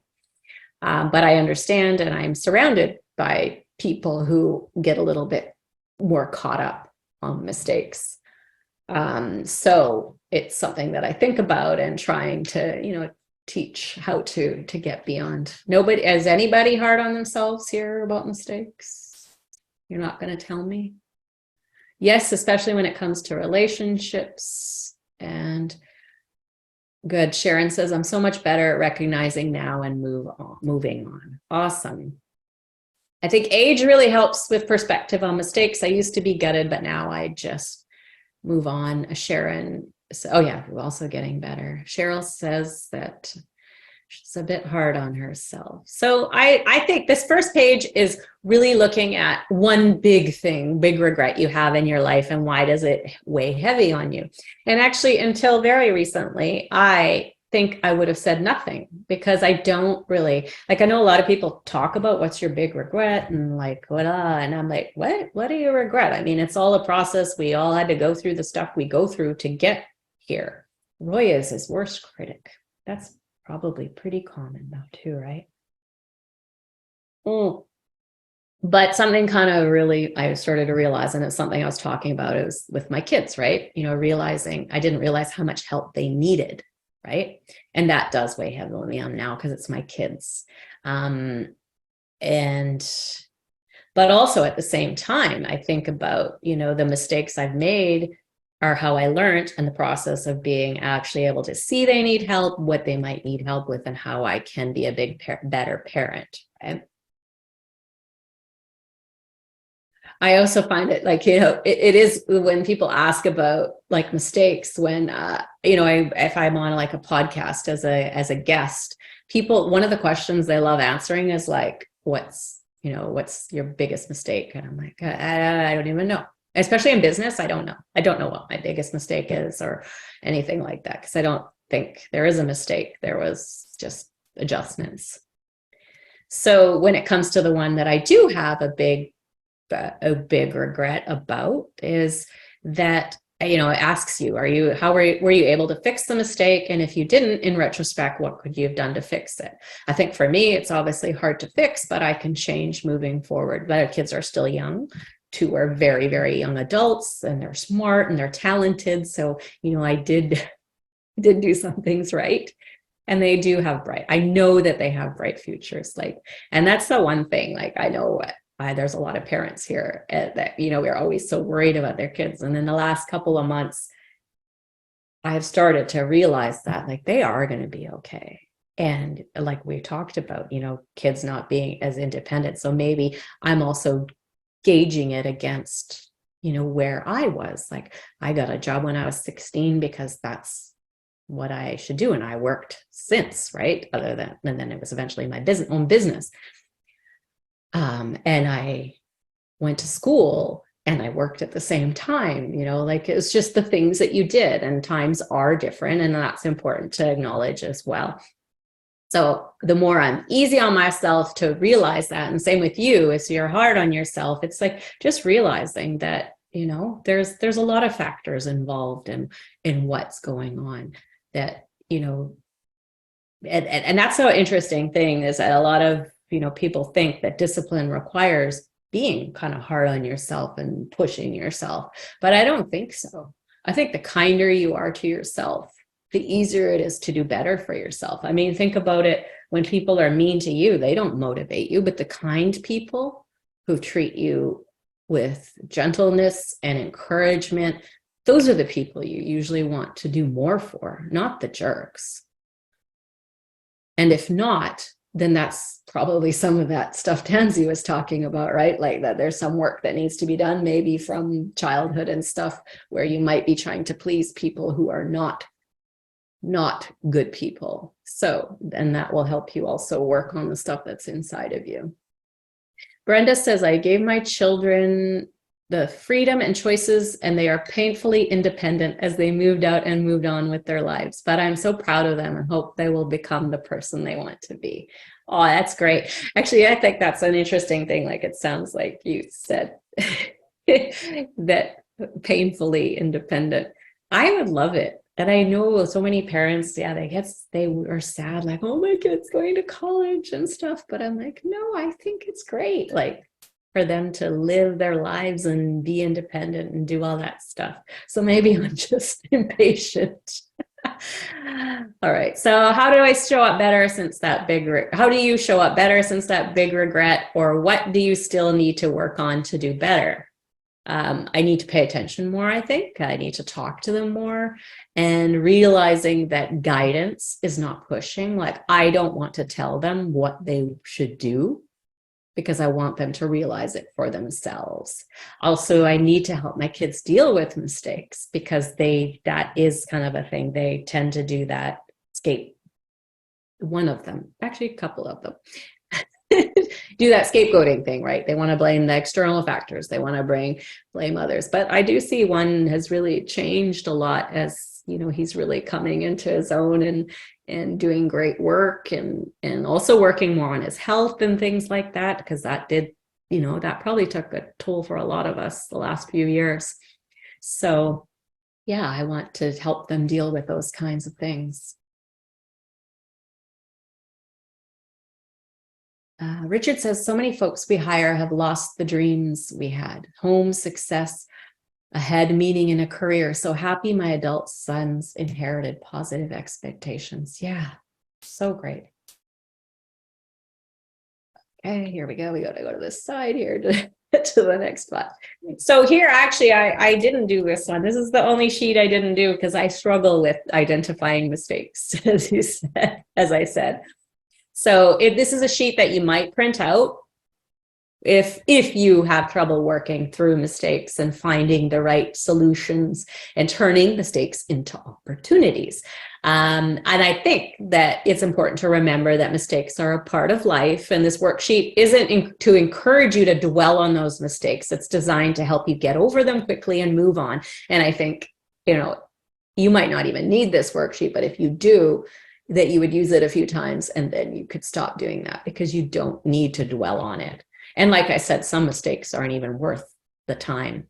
So it just asks you kind of what happened, what was the result of the mistake, how did you fix it for the least harm, right? That's the thing we're trying to do, is fix it for the least harm or even improve things overall. What did you learn and what can you do better next time? The only mistake I had, I don't know why this one's sticking in my head, but the other day I saw someone post that they were upset because it's a business related thing. They were upset because they offered a bonus for a product that they sent their list to buy as an affiliate, right? So they were going to earn a commission and they were going to give a gift to the people who bought. But the way the cookies were set up for the affiliate program, it meant that this person didn't get credit for a lot of the sales, because it was, if someone had already sent traffic before and they bought, it ended up being them, even though the customer intended to use that person's link. How this I'm sure a lot of people it makes sense for, and some it might be confusing. But anyway, she wasn't getting credit for all the sales just due to the way the technology is set up. There's different ways it could have been set up.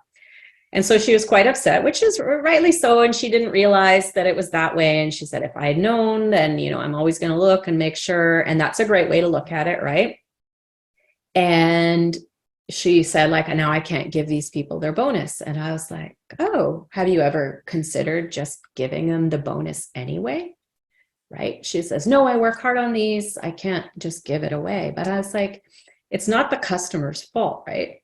They, in good faith, used your link and went and bought something, and it's a digital, I don't believe it was time or anything that she was offering. It was a digital thing that's already made. And what great goodwill could you create with your customers, thinking, oh, that's fine, you can have this anyways, obviously, because it's not their fault. And you might have made a better relationship with those customers who at first were upset. But now, and she said, no, they understand, and they probably do, right? But it probably sours things a little bit. So why not just take the opportunity to make that a better thing?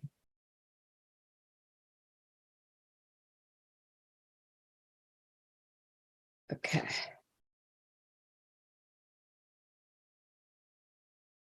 So mistakes, we're going to let them go.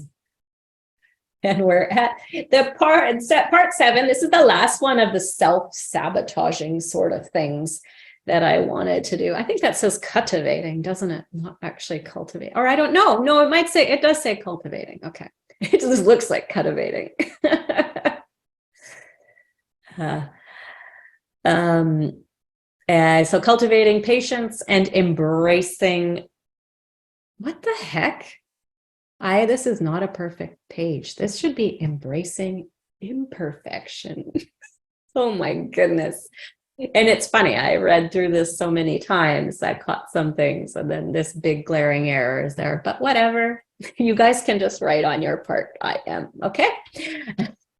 So we do know the saying, nobody's perfect, but that doesn't keep us from having that expectation of ourselves. But now it's your chance to throw out that need for perfection, because honestly, perfection to me, it's just another way to procrastinate. And I believe someone in that chat kind of admitted that, right? That they don't get things done because they're waiting for the perfection. And it's probably like a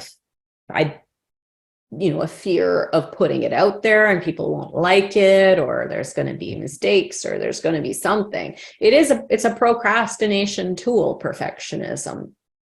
it's good to be detailed. It's good to do a really good job, obviously.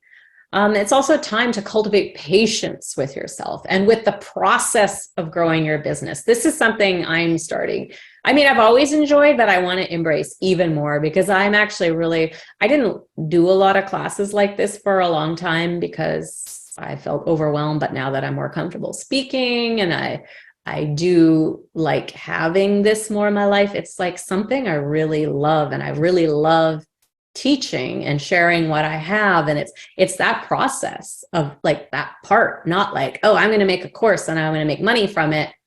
It's that I really love to share this. It's that process, right? So when you can enjoy the process, your patience will definitely be a lot better because you won't be worrying so much about that instant outcome. You'll be enjoying the other benefits of it, right? And I think the key here, though, is also learning a balance between pushing and letting things be. And as you guys work through the workbook, I think you'll see those places where maybe you need to push yourself more and where you also need to, be more kind to yourself. So think about it. Like when things seem to be going slow, how can you be, keep your priorities in check and be more diligent? So sometimes things are going slow because we're not doing the work, right? And I think that, anybody who says that they tried all these things and they just weren't able to get their business going is, we could look at what they did. Either they were doing the wrong things or they didn't do it diligently and consistently, and they just need to do more work. And they need to enjoy that, learning to enjoy that. So for me, it's like for a matter of breaking down the plan, which just keeps coming up as a theme for myself, is really not the to-dos, but, the goals and making sure I'm on track with those. And also delegating, which is something I'm very good at. I would just continue to do that, right? So if it's not going, I can only do so much stuff. I also don't like to work too much either. I have lots of things going on. And then if you can't make it go faster, how can you allow yourself to slow down and enjoy the process more, which is also what I was just talking about.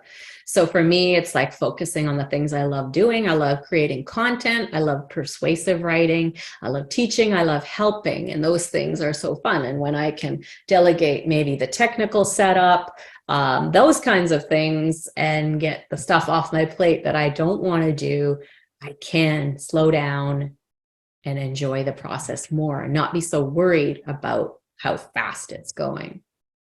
Mike says, Brenda, actually, I'm going to read Brenda since it's up there. I'm starting to enjoy making videos. I just letting go of the perfection that I need to work on. Oh yeah, I just keep sometimes the goofy stuff in there. I'm laughing at my own jokes and whatever. I don't care because I think that's how people get to know who you are. And sometimes that will be annoying to some people watching and they'll be like, I don't like that person. But it's way better than vanilla because a lot of people will really like it. And some people it just won't be for. But you want more people who really like you as opposed to a bunch of people who are just whatever about you. Mike says, I spent many years in the world of ones and zeros, quantum physics, until a major life event refocused me on going well beyond that very limited world. I don't even really know what that means. I think about the Matrix thing. The numbers coming on. So yeah, that's interesting. But what a fascinating world that must also be to understand that. That's totally not my thing either, but glad, yeah. Also, statistics show that the less professional your videos are, the more attention they get.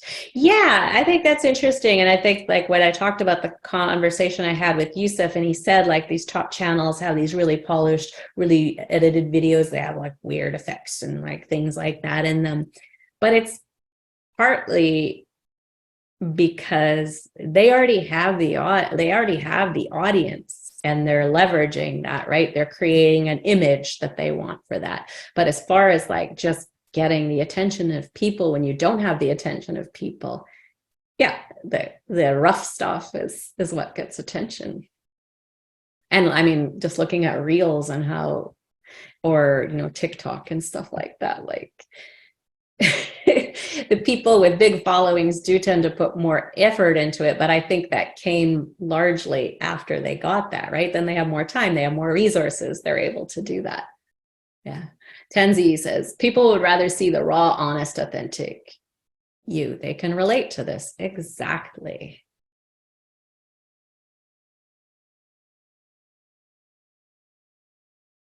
Oh, and then when you see your imperfections, what other strategies can you use? Can you delegate it, embrace it, or change your surroundings? Remember, changing your surroundings sometimes is the thing we need. Oh, this is one of my perfections is actually literally mistakes. I make a lot of typos. I do think it's partly, I'm such a goof, but like I need better glasses. I got progressives a couple of years ago and they were never quite right. So part of it is that I don't see properly. I also think there are some cognitive things that never were part of me before, where I can't even see the mistakes. I can even look at something over and over. Like sometimes one of the ladies I work with, and she'll ask me a question and I'd read her question over and over. And I'm like, and she's showing me something where she's confused about what I'm trying to say. And I'm reading it and I'm still reading it exactly how I intended it, even though it's very clearly different. And I get it. So I mean, what am I going to do about that? I mean, I can obviously, when it comes to us creating done for you content, like the PLR stuff that we do, that's managed by a team, it's edited and stuff like that. But for me to have everything edited that I put out there, that's not practical. And I think, you know, most of the time also people also don't notice our mistakes. We're busy enough. We're not like only the, you know, the grammar people are maybe going to notice. And then I think that's their own issue, right? Like if they're so focused on that and not listening to the message. And I think that's another fabulous thing about our online world is like people say like, oh, language is being devalued. People don't like the way they speak is like just awful. But it's like you have access to all these amazing people who come from different education backgrounds. They're not, oh, English is not their first language. If you can just pay attention to the message and what's being said, like we have so much stuff we can learn from that, right? And for me, I have to remember that my value is not accuracy. I'm not an accountant. I'm not like, never would be one. Or what's that quantum physics we were talking about? That is not me either. That's probably a place where more accuracy is required. That is not me. That's not what I have to offer people. So, but I also see it some places where I can slow down a bit. Sometimes it's rushing, right? That some of the mistakes get missed. But I will tell you, we've seen quite a few mistakes in this thing and I went through it many times. I obviously went through it and wrote it and I still like wrote in the workbook and I still didn't see those things. Yeah, and Sally says, I notice, but it's just a fact of life, so I don't let it get to me. Awesome. Tenzi also says, I remind myself what I feel about myself isn't necessarily true and usually not how others view me. We are much more critical of ourselves than others are. Yeah. And even when there are people who are critical, and some people can be mean, like I talked about looking at those Instagram comments, and everybody's doing it from those comments. Those mean comments are from what they're looking at. And it's a reflection of them, like it's how they're feeling and they're upset about what they're seeing. And it probably has a lot to do with them and not anything to do with you at all, right? Richard says, you should have seen me trying to negotiate the stairwells on BC Ferry return trip. Progressive lenses are wicked bad. They are. And they told me my prescription was so light I didn't need to have them. But then I was like, okay, but maybe you should. And I forget the reason they said, and I did, and I regret it. And now I feel like I probably will need them when I go back. And those stairs in the ferry, Richard lives near here. If anyone lives in British Columbia, those narrow, steep stairs. Wow. All right. So that was the end of the the kind of the mindset stuff. I want to be a little bit more practical now about the things you should do in your business daily. So do we want to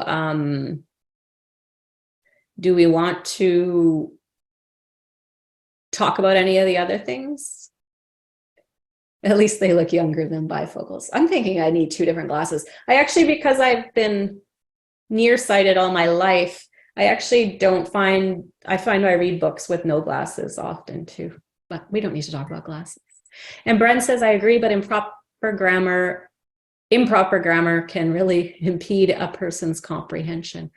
Yeah, true. But also one thing I find is there's different, I don't even know how to describe it, but young people slang, and they speak intentionally incorrectly, and they write it that way too. And when I see it, I try to imagine that person speaking it, and then I understand it, because the grammar is wrong, the words are wrong. But if I can hear their voice, I can't even think of an example more urban, street talk, or I don't know if that's the right way to say it. I'm 50, I'm old, I don't know how to describe it, but I appreciate it because it's kind of a cool way to talk, actually, because it's got its own feel to it, and I like it. I think it's okay.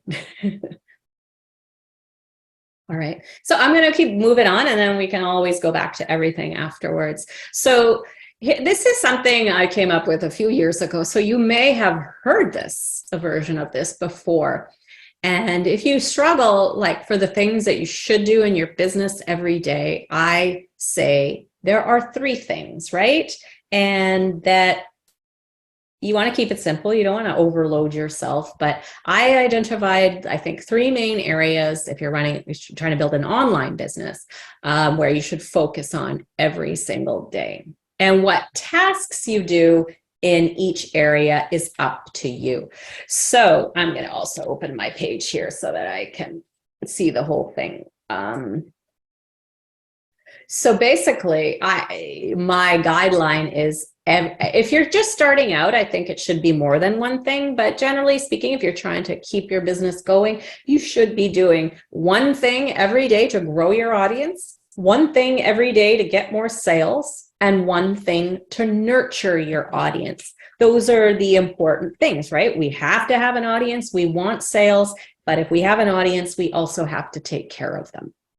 So if you pick at least 1 thing in each of those areas and do it every day, you're going to move forward consistently. You're going to build great habits. Obviously, you can do more, you can delegate, so more of those things are being done. If you have a business partner, you have even more power. So here is some mistake. I think this was a transcription of an audio recording. It sounds really weird, but this error has been corrected on your version, unless you grabbed it before I noticed it. But for example, these are ideas. These are not things that you have to do in each one, but I wanted to get your brain thinking about it. Is growing your audience. You can create a new lead magnet. You promote it. You get your affiliates to share it. And then that actually works. So if you have an affiliate program, right, you're getting a new lead magnet. You're going to promote it, but they're also going to promote it. So that becomes more than 1 thing. Make friends with someone. See, friends is there twice. I didn't see that. Make friends with someone working in your niche. Make friends with lots of people. That's been a theme here, right? And someone who told us they feel kind of isolated, but it's so great because they can also help you grow your audience, share you, but it's also it's all a process, having those friendships in place and growing them, and they become your business partners or just people who spread the word about you. Interact with people with similar interests and impress them. Get on people's radars, right? Maybe someone who is if there is a hierarchy of people, thinking about someone who might be above you, right? But start engaging with them, right? And making intelligent comments and, creating discussion in their communities. Get booked for any sort of interview that would help bring attention to your business. Interview somebody else, because that brings great content to your audience, but also puts you in front of borrowing someone else's audience. And no, pardon me, that's the first one. Interviewing someone else brings great content to your audience, and then that person you interview may promote it as well. And at the same time, you're creating a new friend, right? And building these connections. Run a webinar, partner with someone and get your affiliates to promote it. Lots of different things. Those are like barely touching the surface. You guys know there are things you can be doing to be growing your traffic, getting people onto that list, getting them into your communities. Always something to do that. To get more sales, you could create, create a printable for sale or a document. This is actually, I know what happened here. This is taken from a different version of it that we use for eKit Hub, but sending an email to your list, create a new product, have your affiliates send an email to their list, put an ad on social media, give a limited time coupon or special offer to nurture your audience. Share a photo or a story. Like if you have a group or you want to send it to your list and like let them to get to know you a little better, sharing those personal stories can really help build that that connection and make them want to hear from you more, and eventually and ultimately want to be loyal to you as a customer. Share a sneak peek of what you're working on, which also helps you get gives them an inside look and they feel special for that, but it also helps you build accountability. Ask them questions as a group, right? And get them to give you feedback, let them feel heard. Give them a valuable gift with no strings attached. Give them encouragement. Do a live video to interact with them. Live videos are great, or classes like this as well. Like it's a great time to get to know people and make them feel like they're a part of your own community. So many things you can do. The things that I mentioned are not the important thing, because your business may need something different or you have a different focus on how you do these things. So the next page is, I don't know how I did that. There we go. Oh, there it is. You make your own list on this one. So it's going to be based on what you want to work with. And again, it's at least one thing from each category every single day. So for me, I'll share my ideas. So that might even be more useful on top of what I just shared. What I want to do now is that for many years, we had a really solid affiliate program and had our affiliates promoting our products readily, and that has dropped off. And I do believe it's partly because there's more people selling similar types of products. Also, I think that we're headed into some more financially challenging times, so people are getting more focused on their own things and trying to make that work. So what I want to do here is reconnect with and grow some new connections to really start doing, because we're trying to do video and it'll serve double purpose, is to be interviewed. I used to do a lot of interviews on podcasts and things like that, and I just kind of shied away from it, doing more of that, and also interviewing more people because that creates content for us. Keyword research for a new video. And this is related to the YouTube goal, right? This specifically, obviously my business does lots of different things.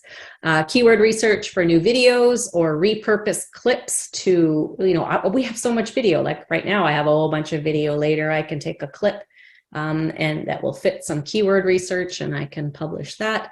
We want to do more live events. Live events are great for, building up those hours on YouTube. Send more of our customers, subscribers and community members over to that YouTube channel. And this one I really want to work on, and I haven't got the big plan yet, but I think that there is an idea that Yusuf and I are brewing. is finding a way to get our own community to be sharing our content. Obviously, when they like the content, they'll share it. That everyone says, if you make great content, people will share it. But if we can build in some benefit for getting them to do that as well, that's what we're going to work on. To get more sales, for the YouTube, we want to create specific and trackable funnels. So when we're mentioning products in the description or in the videos, that we're able to know where it's coming from, what's working, what is our because I know what my email subscribers are interested in, but for YouTube, this is new. We don't know exactly. Hone selling on a live video skills. That is something that I definitely would like to do more. I love selling and writing, but selling with my mouth is a little more difficult. And getting those people from the YouTube channel onto our list as well, because then we're able to sell to them more directly. Exploring YouTube ads, which will be Yusuf's job, not mine. And I don't know why. Later, maybe some merchandise. Don't ask me why I spelt it with a Z or a Z if you prefer. Uh-oh. Okay, let's go back up. And I'm going to look at the comments also before I continue.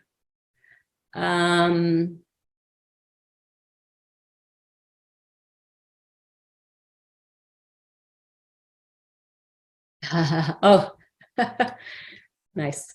Okay. So nurture your audience. Premiere. Oh, I want to look at, I don't know if you guys know, there's a feature on YouTube where you can premiere videos.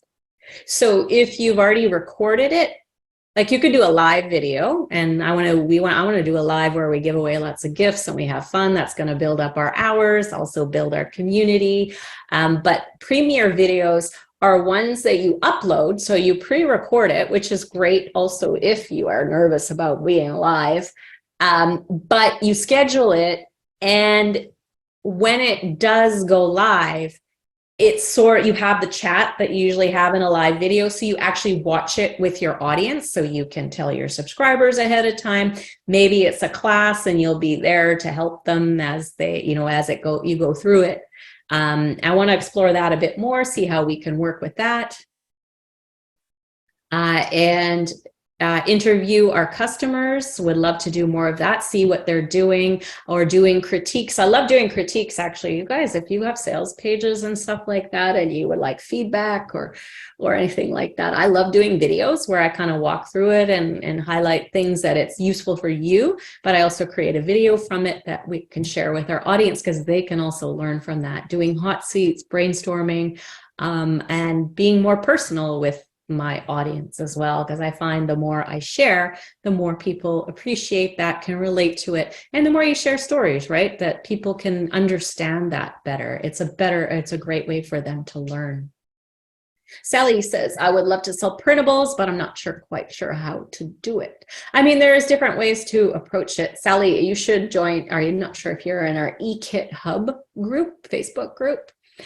You should join there as a starting point, or find our channel on YouTube, which is not always focused completely on printables, but that's the kind of stuff that we share.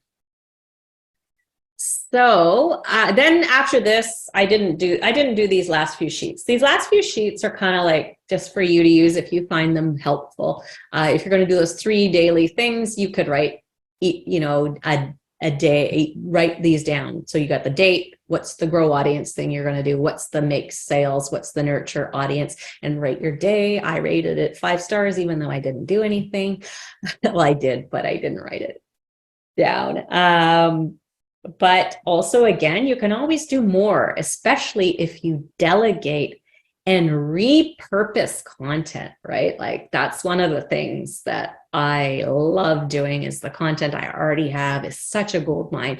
And I've done quite a few classes on this, and that's actually in the class library that I told you guys I'd tell you about. So, which I'm actually going to talk about next. So if you do want to learn how to repurpose your content more, then we have that. And here I have example even though you can't totally see it, says give promos to affiliates.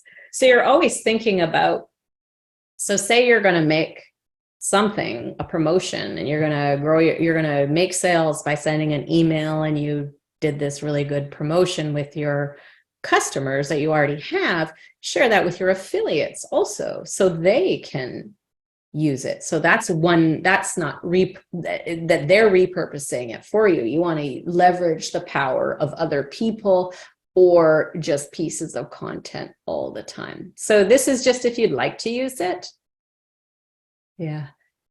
Yeah, Sally, I know the roadmap, I don't know if it exists. I mean, there are classes, like if you're thinking about selling on Etsy or something like that, there are classes specifically for that. We do talk about Etsy, but more we talk about doing stuff like this, where you're kind of teaching and you're using printables as a teaching guide. So selling information, helping people achieve goals and stuff like that. Yeah. Then there is a little sheet where you could do this 30-day challenge if you're trying to develop a new habit. You could also use the group, like here, it has you write down what's the habit, think about why it's important to you, what strengths do you have, what weaknesses you have, and how will you reward yourself, and then some space to track it each day. How did it go, and what did you learn? And of course, rate yourself as well.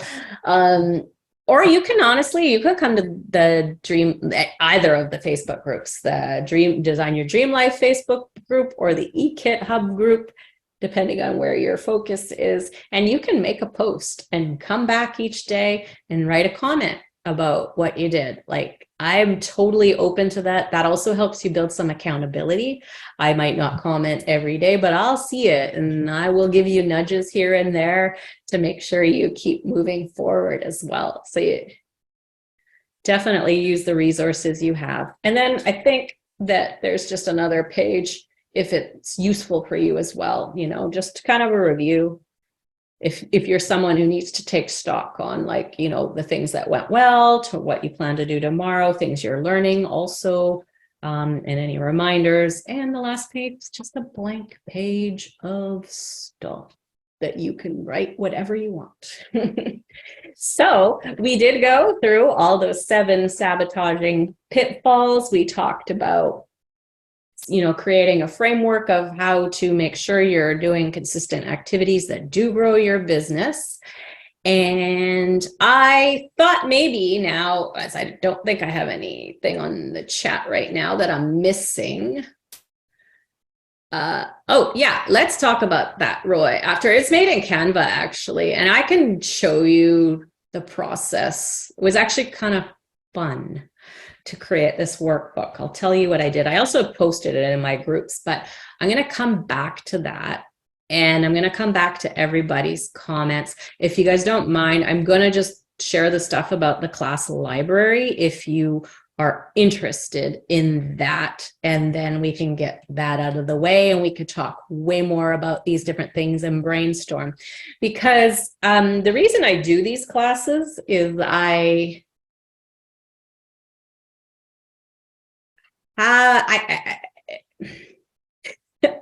do know why. I'm just thinking what part where I want to start. And I can give you all the links. You guys are asking me all these questions too about, I'll share the YouTube links. I'm going to share the group links. I have so much content I've created in 20 years, right? And this is new content, but it also is kind of a culmination of all the things I learned and how much I've grown since then, and also employ some, personal development type stuff into it. And I have recently wanted to write a book. And I have never written a book because I've never thought that it was something I needed, because I think a book is, I would want to reach a wider kind of like audience that I wouldn't reach online, not internet marketers. And I also think books, I mean, I have so much how-to content, right? I think books should be enjoyable to read and things like that. And I realized that I don't know how to write a book, and I don't really want to know how to write a book either. But I've come up with a framework and an idea of a book, and I have a writer who was here, and I was talking to her earlier. She's brilliant, And she is great, the reason I hired her is because I saw that she was able to repurpose some audio content or transcript. It might have been transcriptions that she works from, into something really highly readable and great. So I'm kind of just doing a lot of this stuff to create fodder, and also because I want to teach it, right? So but the main reason this particular thing came together was that.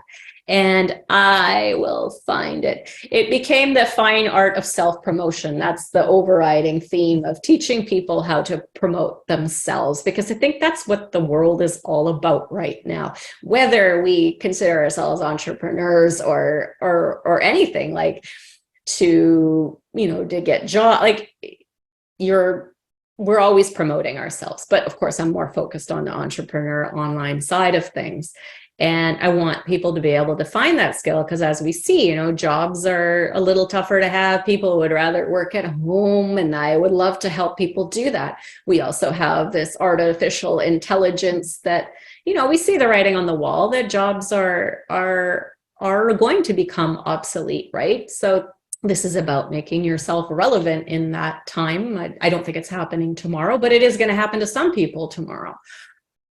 So I created this, and we've just done, like, over the past year, I've done a bunch of classes. The older ones are at the bottom. This is the members area I'm showing you. Actually, no, I changed it. I made it. I put it in chronological order. So Ron, note that the new one goes on the bottom once we're done.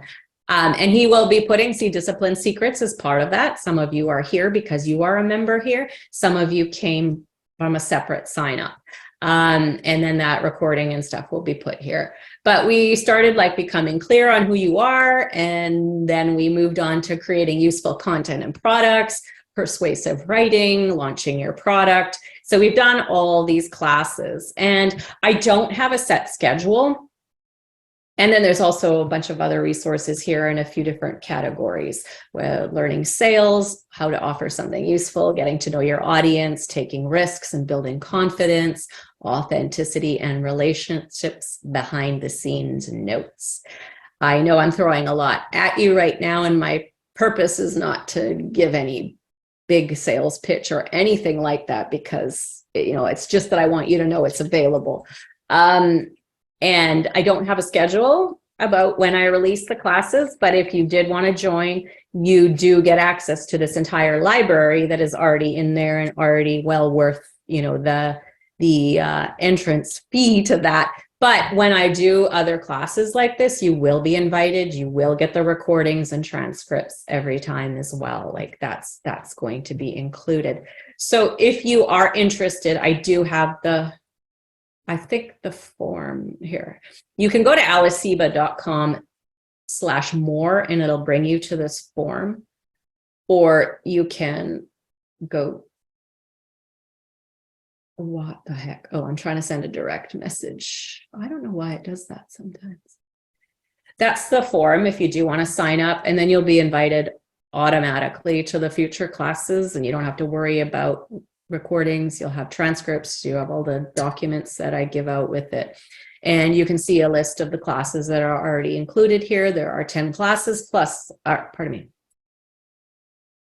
This is the 11th class right now. So there were 10 classes in there already, and I'll add as I go. And as I said, I'm really starting to enjoy this. So I hope to do, one every couple months or something like that for now. And you can join for a one-time fee. I do have a payment plan if you would like as well. And I will leave you guys with that. And we'll go back to talking. And if you are interested, the order form is there in the area. I don't sell it publicly anymore either, but I just thought I should mention it here so you guys know it'll be a way to dig into way more stuff and be invited all the time. All right, so let's go back to, I would like to go back to Roy's question, since I already kind of mentioned it. And he was asking about what I used to create the workbook. And I did use Canva, which I find very challenging and very frustrating sometimes. But I decided to do it because I just, if I can recreate it, like I kind of know like the questions and the content, right? But it's the laying out of it that is a bit of a challenge. So Canva does have lots of templates that you want. And I think I might have started by looking for journal or something worksheet. And then it allowed, there's that cover. See this cover? I didn't even really change it. I was going to get my daughter to design something fancier, but I'm like, no, let's just run with this one. But you see all these different layouts, right? And you can actually put them all into a document, and then you can completely edit them to fit your thing. So I just started creating a document, and I'm like, I kind of like this layout. I feel like this is the visual of it I could use. I was thinking about the topics I want to cover and maybe what kind of what the sheet should look like when I do that. So I threw it in there, and then I started to edit it a bit, and then I got frustrated because, like I said, I don't think in Canva. So my daughter took over, and I told her I want this information, put this on the bullet points, and then, you know, whatever. I gave her all the different instructions to do it, and then that's it. You save it as a PDF. You can export the images. You can change it, change it as much as you want to completely. All right. And I thought it was an easy way to teach the class too, because then you guys have something useful. We can run through it. I also completed it, which helped me see that it also helped me teach it because I completed it and I know how it works. And then it also showed me that it was definitely a useful document. All right, so YouTube, let's go. So thank you for asking, Patricia. So I have this, I don't know why I have all this weird stuff here. I think it's because this clickbait caught my attention, and now they think I'm a different person than I am. Like I don't. And I'm Alice Siba. I've been doing this for There we go. But this is the Design Your Dream Life channel. I don't post here quite as much. But there's lots of good stuff there that you might like to check out. And then, here it is, eKit Hub, which is a lot of marketing stuff about printables. We did talk about creating a journal, worksheet, printable checklist. I think though that our next class is going to be, we do free live classes on YouTube. Maybe once a month, maybe every second month. And I'm going to tell Yusuf, I think we should do workbooks because I mean, I've made them before, but I really enjoyed this new process of doing it and creating a class around it. So I want to do that. All right. So those are the two YouTube channels there. It's eKit Hub and Design Your Dream Life with Alice Siba. I put it in the chat. Yes, Tansy, it's a one-time payment of $297 for the lifetime membership. So that gives you access to everything that's there. And on alicesiba.com, anytime I'm going to do a class, you're going to be invited.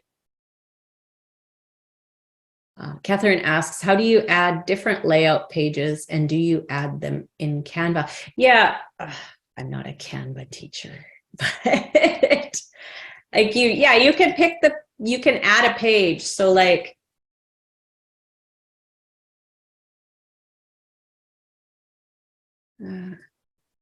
you can, so I started, and then like what I did, I also had, one of the things I had my daughter do is I added a bunch of pages, choosing them by searching, right? You go into design, right? And you can search for more stuff to add. And I could actually, that's not how you can do it. Add as a new page. Yeah. So you could just drag it over, or you can do add a page, that stuff's right. So now it's like all weird. So when I first set it up, I had all kinds of stuff that didn't really match. The fonts didn't match, the colors didn't match. I know someone who had a problem with the printer. I did take the backgrounds out because I wanted to make sure there was an extra color that you guys had to print, but we did have a few, design elements in it. And then you can just edit that, but you can find all the things that you want and then work from there. So I actually had a document with so many layouts that I didn't end up using, but it was a kind of a cool way to put it together, as opposed to trying to lay them out from completely from scratch. Oh, you're welcome, Catherine. Oh, the first, oh, oh, that's the that I gave. I don't know how I did that. I gave you the link to the members area of something, and you have to be logged in to an account to even get there. So this is the YouTube Design Your Dream Life YouTube channel. And I do have a shorter URL, I thought, but I don't know how you get that. All right. Oh, yeah. And then the eKit Hub one again is this one, and it's in the chat as well. We have lots of fun at eKit Hub, you guys. People, if you want, actually go under the lives and you will see that these are the 2 classes we've done so far, and people find them very informative, but also that they're pretty fun. We like to have a good time. Seeing Biscuits in our dog is there. I was just seeing if she was in here, but she never came to visit me. I guess she's being independent today. All right. Have I missed? I know there's a lot that went down, and I feel like I probably missed some stuff that you guys wanted to talk about or ask or brainstorm any of the things. I really appreciate you guys taking so much time out of your day as well to be here. And I think I love this kind of stuff, because remember I said, like, enjoying the process. Like this is probably just as helpful to me as it is to you. Like, it really helps me process a lot of the things I'm thinking about and get clarity. And I love doing this. All right. Thank you, Bren. I'm really glad you came. All right. I'm going to give you guys a minute or so. Awesome. Sally, we have subscribers to both. See, how do you sign up affiliates? So you mean like if you were to have an affiliate program where you want people to promote you, you need to make sure, like, whatever, if you're using a shopping cart, that there is the ability for you to have affiliates, or you can use a WordPress plugin. Like if you use WooCommerce, there's plugins to add the affiliate program. We use Amember, which, is not like, if you, as my customer, you log in, it's not a really pretty like interface, but I've been using it forever and I love it. And it's what I like to use. It has an affiliate program built in.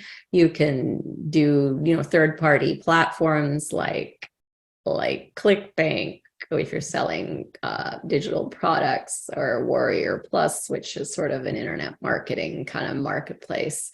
It's not for everything, I don't think. There's lots of different ways. So you need the software first and foremost. There's lots out there.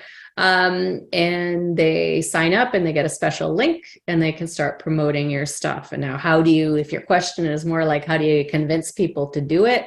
I think that you probably want to make sure that you've created some products that are proven to sell well.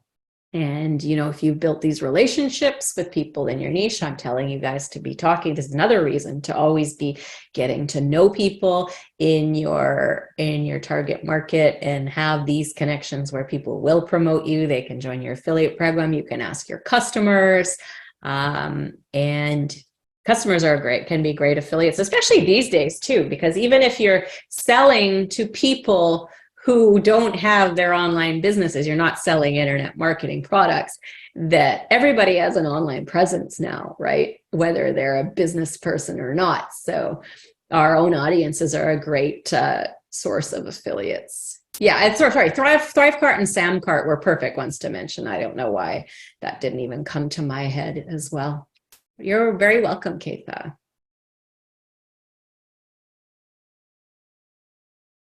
I haven't really done, a long time ago did courses on affiliate stuff. I don't think that's not in the members area specifically, but yeah, I don't have a class on that. Also, Mike says, always great to consume the information on your site. Started with some of your first posts eons ago, been very helpful. Thank you. Yeah. And all that content, like I love going through it too. Like I've been going through my hard drive and finding like old videos and, filling up with useful stuff, not just to be like filling up the channel or whatever, but like finding things to share or resharing stuff that, I found that I haven't, because you want to keep, that's all gold, right? And if you've been doing this for any amount of time, you've got so much stuff on your hard drive, or you have so much stuff on your social media too. I also recently, I was looking for something that I posted on a certain topic in my Facebook groups, and I saw these posts. I'm like, wow, that's pretty good. So I actually just copied them and pasted them. They're from a couple of years ago. They're still relevant. For some people, it might be like, that's vaguely familiar, but for most people, it's probably brand new and useful, right? Having a way to just, keep using that content and helping people and helping your business is a great thing. Brenda has Thrivecart. Perfect. Yeah. A lot of, people I know use Thrivecart. Yusuf has a side project that he has, and he decided to use Thrivecart. I think that if I was willing to let go of a member, it's so familiar to me, and like that Thrivecart would probably be where I would consider going.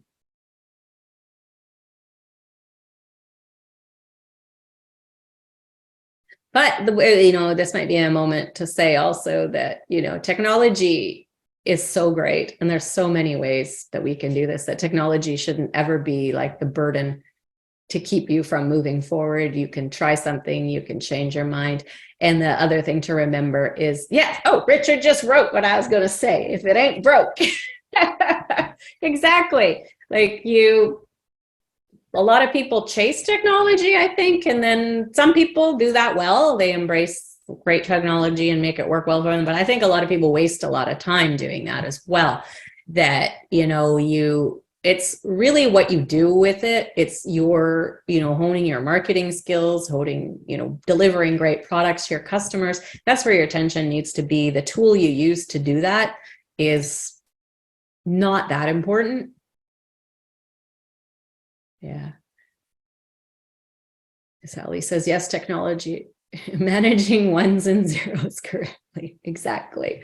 And then also, if that ever stops you too, like, I like teaching the kind of stuff that we did today. That's a bit different than like what I did 10 or 20 years ago. This is more mindset stuff. Before, it was more like marketing, more focused on marketing and stuff. And that's also the important stuff. But the step-by-step stuff, when people say they want step-by-step help, or, how do you set this up? That's on the internet. It's in the help files of the product you could do. There's videos on YouTube that show you all those little basic steps, because that's just the how-to stuff. That's just like, do this, do that next. The more important stuff is the stuff that takes, your mind, right? Knowing what to promote, being someone who has a vision for your business and executing it and stuff like that. That's really what people truly need help with. The step-by-step it's out there.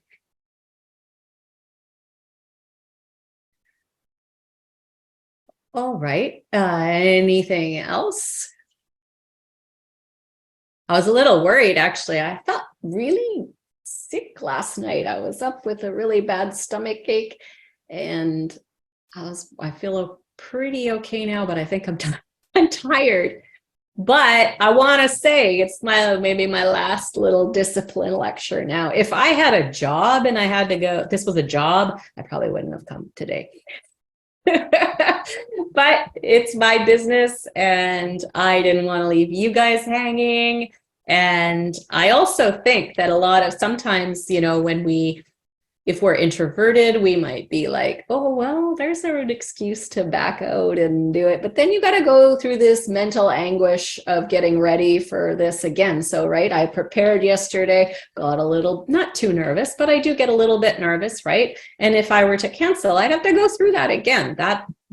Having the discipline to, drink some water, get as much sleep as I can. I planned everything the night before, so that was I was lucky that I did that because I was just able to sleep and get up and be here. And I'm really glad you guys showed up as well. There's someone at my door like staring at me, so I'm a little distracted. I'm almost finished, Sash. I'll see you in a few minutes, okay? All right.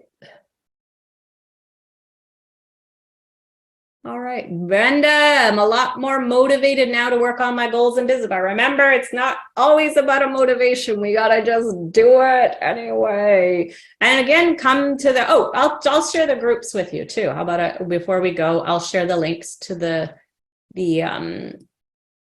Facebook groups. So we have, this is the eKit Hub one. This one is, more about printables and its marketing strategies and stuff too. And that's the one that goes obviously with eKit Hub.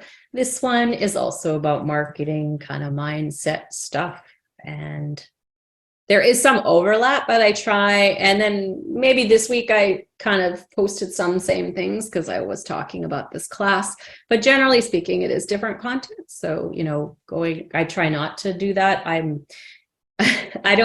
always like, each thing that we have has a different purpose. And I try to keep the audience in mind. This is sort of a tip for you guys too. Like people think that, that they just have to broadcast everything, but you should really keep your audience in mind for each different thing you do.